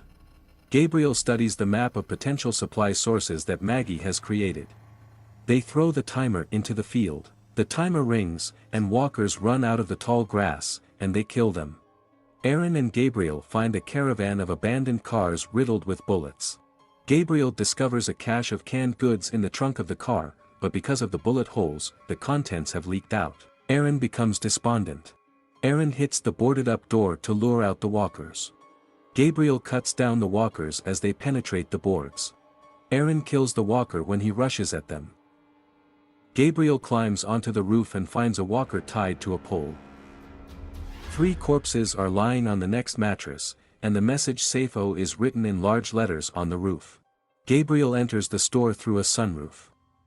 Gabriel kills walkers inside the store, but finds no supplies. He turns to Maggie's map and says that we need to look for another place. Aaron loses hope and says that they have been unsuccessfully searching for garbage for 2 weeks. Gabriel insists that they still check the last place. As they walk along the path, a walker rises out of the mud and grabs Gabriel. He falls into the mud, ruining the map. Aaron kills the walker and refuses to go further without a map. Gabriel insists that they just need to find a water tower that is not far from the final location, but eventually agrees to return home. They find an abandoned warehouse and search it. Gabriel notices a pile of Bibles with torn pages. Also, Gabriel finds something in the desk drawer. Aaron approaches the room from which the noise is coming and opens the door. Gabriel hears Aaron's screams and runs into the room. Aaron stands over the body of the boar he killed. Gabriel offers dinner with whiskey, which he found in the table. They cook a boar, and Gabriel pours some whiskey and notes that it is a very expensive brand. Later in the evening, Aaron and Gabriel are drunk playing poker. After dinner, they relax, and Aaron dreams that they can return to rescue and recruit residents to Alexandria. Gabriel doubts that life will ever return to normal, and declares that evil people are the rule, not the exception. Gabriel and Aaron are sleeping in the warehouse. Aaron gets up to go to the toilet. Waking up, Gabriel discovers that Aaron has disappeared. A man named Mace watches him from the other end of the room and asks him to bring him a boar. Gabriel sits down opposite Mace and eats a boar. Mace tells Gabriel that he lives in a warehouse and that Gabriel and Aaron stole his boar. He shows that he has a hand with Aaron's mace, and then shoots into the room where he keeps Aaron. Gabriel tries to appeal to the man's faith in God, but Mace says he was just using Bibles as toilet paper. Mace pulls Aaron out of the room and forces them to play Russian roulette. Gabriel and Aaron take turns shooting themselves in the head. Each time the chamber turns out to be empty. Mace explains that he killed his brother and his brother's family after catching him stealing food. Gabriel invites Mace to join their community. Mace agrees and frees Aaron. Gabriel kills Mace with a mace and tells Aaron that they couldn't accept the man who killed his brother's family. Aaron and Gabriel wonder where Mace was hiding. They find a room upstairs filled with supplies. Mace's brother is handcuffed, surrounded by the skeletons of his family. He explains that Mace forced his family to play Russian roulette. Gabriel frees Mace's brother, who grabs Gabriel's gun and shoots himself. Gabriel and Aaron cross the field and see a water tower. Aaron agrees to inspect the last place, and they head to the water tower. Eugene and Ezekiel, Yumika and the princess surrender to the soldiers at the meeting place, which Eugene arranged with Stephanie. A soldier beats up Yumik for resisting. The soldier throws the princess into the train carriage. The princess hears the soldiers putting her friends in other cars, and she snuggles in the corner. She has memories of Yumika's tough encounter with the soldiers, and she calms herself by counting in Spanish and reciting the capitals of the states. She gets a splinter by breaking off the wall. The princess hears Yumika in the next train car and asks how she feels. She offers to call the soldiers to check Yumika's wounds, but she asks the princess to remain calm and obey the soldiers. The princess urges Yumika not to sleep and tells how her stepfather beat her as a teenager. She hears Yumika falling. The soldiers open Yumika's door and tell the princess to be quiet. In the morning, the princess calls Yumika by name and gets no answer. She notices a large board nailed to the wall. The princess rips off the board and discovers a hole in the wall. She makes her way through the hole and sees Eugene in the next car. Eugene persuades her to return and guesses that the soldiers are treating Yumik's wounds. He says they have to earn the soldiers' trust if they want them to help his community. The princess returns to her carriage and puts the board back on the hole. The soldier calls her to come with him. The princess is standing naked in the shower room with her hands in the air. A soldier checks her body for bite marks. He interrogates the princess about her group. The princess refuses to cooperate unless he lets her see Yumika. The soldier slaps her and knocks her to the ground. The princess wakes up with a sore jaw. Despite Yumika's absence, she tells Yumika that she did what she was told and didn't tell the soldiers anything about their group. She hears the soldiers opening the door to Eugene's carriage. The princess sneaks out and sees that Eugene's carriage is empty. She returns to her carriage and panics. And Ezekiel opens the sunroof and jumps down. He suggests they run away, but the princess refuses to abandon the others. And Ezekiel says they can't trust the soldiers, and then hides when a soldier enters the carriage with a tray of food. And attacks a soldier from an ambush and knocks him unconscious. He takes the soldier's weapon and puts handcuffs on him. And Ezekiel demands to tell what the soldier did to their friends. The soldier says that Yumika is probably with a medic and insists that his people can help Ezekiel's group. He explains that he is a simple brute who is tasked with delivering food to the princess. And strangles the soldier and hits him in the face. The princess shouts to Ikiel to stop. Then she notices blood on her hands and realizes that Eugene and Yumika were in her head and that she was the one who beat the soldier.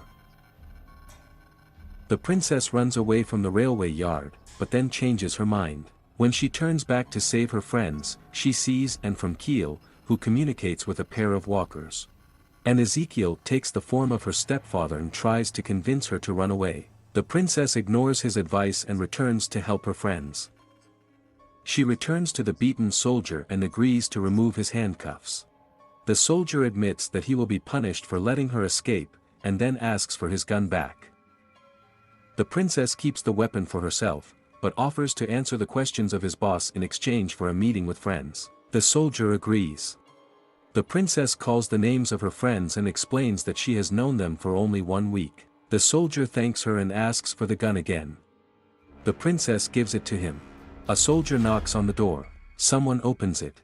The princess sees Yumika, Eugene and Ezekiel lined up outside with hoods on their heads, guarded by soldiers. A soldier inside the carriage throws a hood over her head. Daryl and Carol walk back to Alexandria in silence. Daryl gives Carol his penknife to open her canteen and says he's going to continue searching for supplies.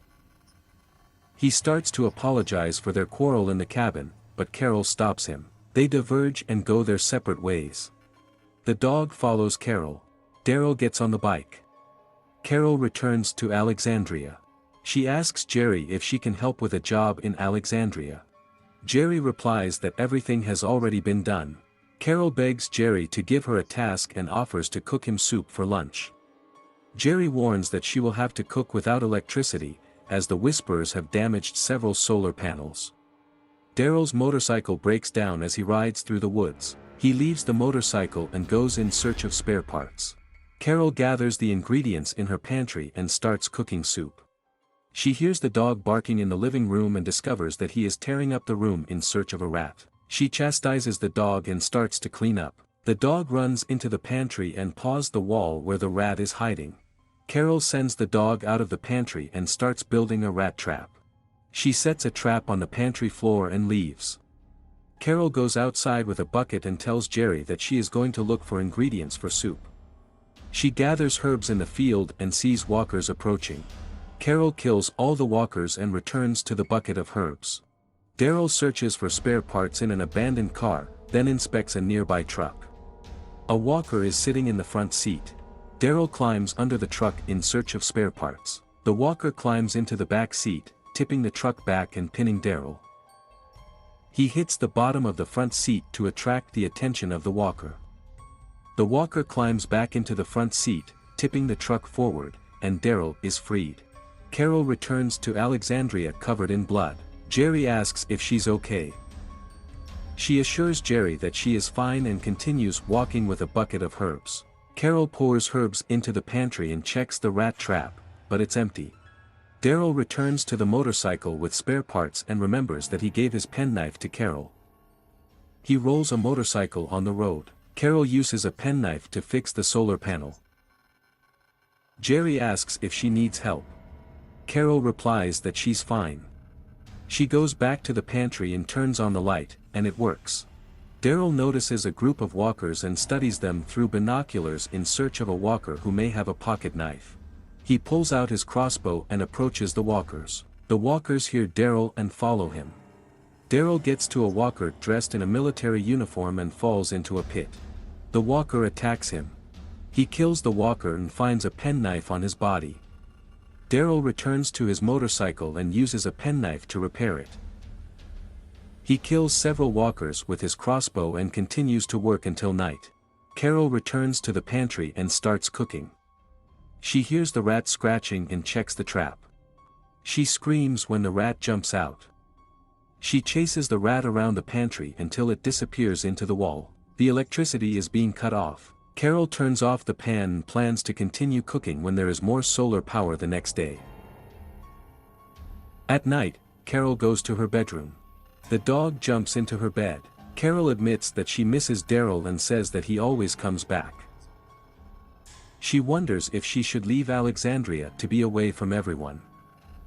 Daryl works with the motorcycle all night. The dog will be Carol in the middle of the night. She grabs her flashlight. Daryl is fixing a motorcycle and driving down the road. Carol and the dog go downstairs. Carol hears a rat in the wall and cuts a hole to find it. She cuts a bigger hole, then starts tearing out the insulation. She breaks the wall and falls to the ground. The next morning, Carol makes soup and begins to clean up the debris of the wall. Jerry checks to see if she's okay. Carol admits that she had a bad day. Jerry says he noticed she came home without Daryl and guessed she was having a bad day. Carol worries that she is broken. Jerry hugs her and assures her that he is still her friend. The rat runs away into the street. Carol invites Jerry to her house for soup. Daryl returns to Alexandria and parks his motorcycle. The dog runs up to Daryl. Carol greets Daryl and notes his disheveled appearance. Daryl notices her disheveled pantry. Carol tries to get the penknife back, but Daryl lets her keep it. Daryl goes into the house to sleep. Maggie is walking with her son Herschel in Alexandria when she meets Negan and exchanges a tense look with him. Carol notices this and soon after takes Negan to Leah's cabin, claiming that the Alexandria Council voted to expel Negan so he could live away from Maggie. Negan suspects that this is the work of Carol, not the council. At night, Negan has hallucinations of his former antagonistic self, and he begins to argue with himself. The next day, Negan returns to the place where he was defeated by Rick Grimes at the end of the Savior's War, remembering how Michonne told him that his baseball bat Lucille was never found after that. Negan is looking for and digging up his long-lost bat when a walker approaches him and reflects on his past. At the beginning of the apocalypse, Negan is Lucille's slacker husband.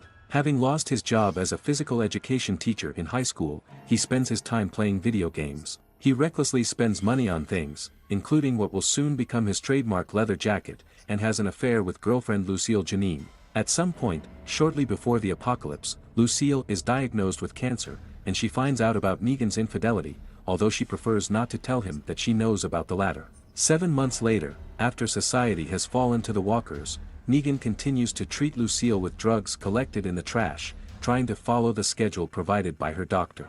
After the walkers are attracted by the noise of their generator, Negan turns it off, hoping that the walkers will lose interest and leave. However, Negan falls asleep without turning it on again, ruining Lucille's medicine, which was stored in the refrigerator. Devastated, he vows to find another cure, but Lucille reveals that she has found out about his affair with Janine and knows that he is trying to make amends.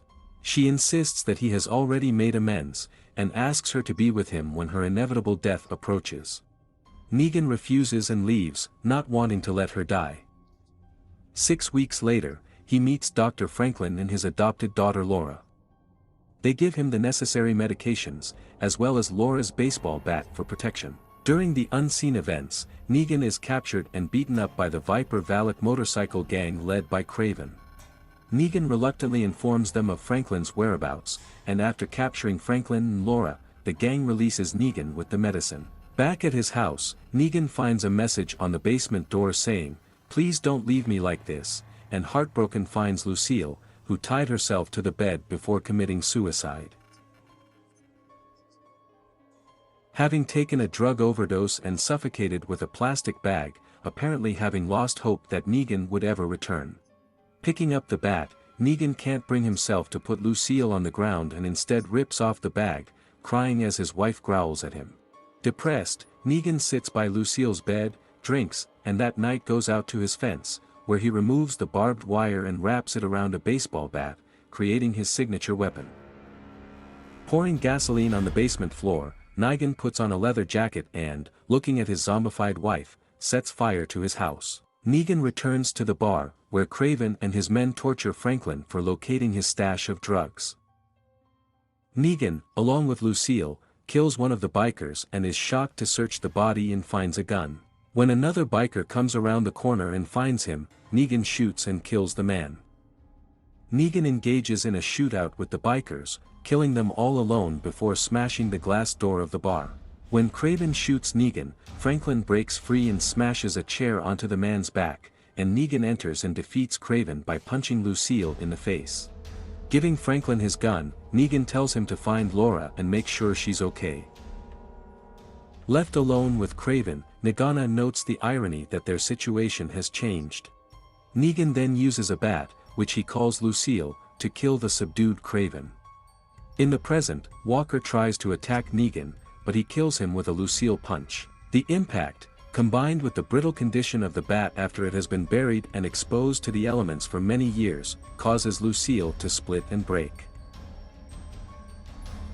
That night, Negan remembers his wife and apologizes to her for everything, after which he burns the bat. Reconciled to his past, Negan returns to Alexandria, where Carol warns him that Maggie will most likely try to kill him if he stays. She confesses that she took him to the hut so that his death would not be on her conscience, but now that he has returned, she will not feel guilty if he dies. Negan accepts any fate and returns to Alexandria, responding to Maggie's hateful look with a smirk.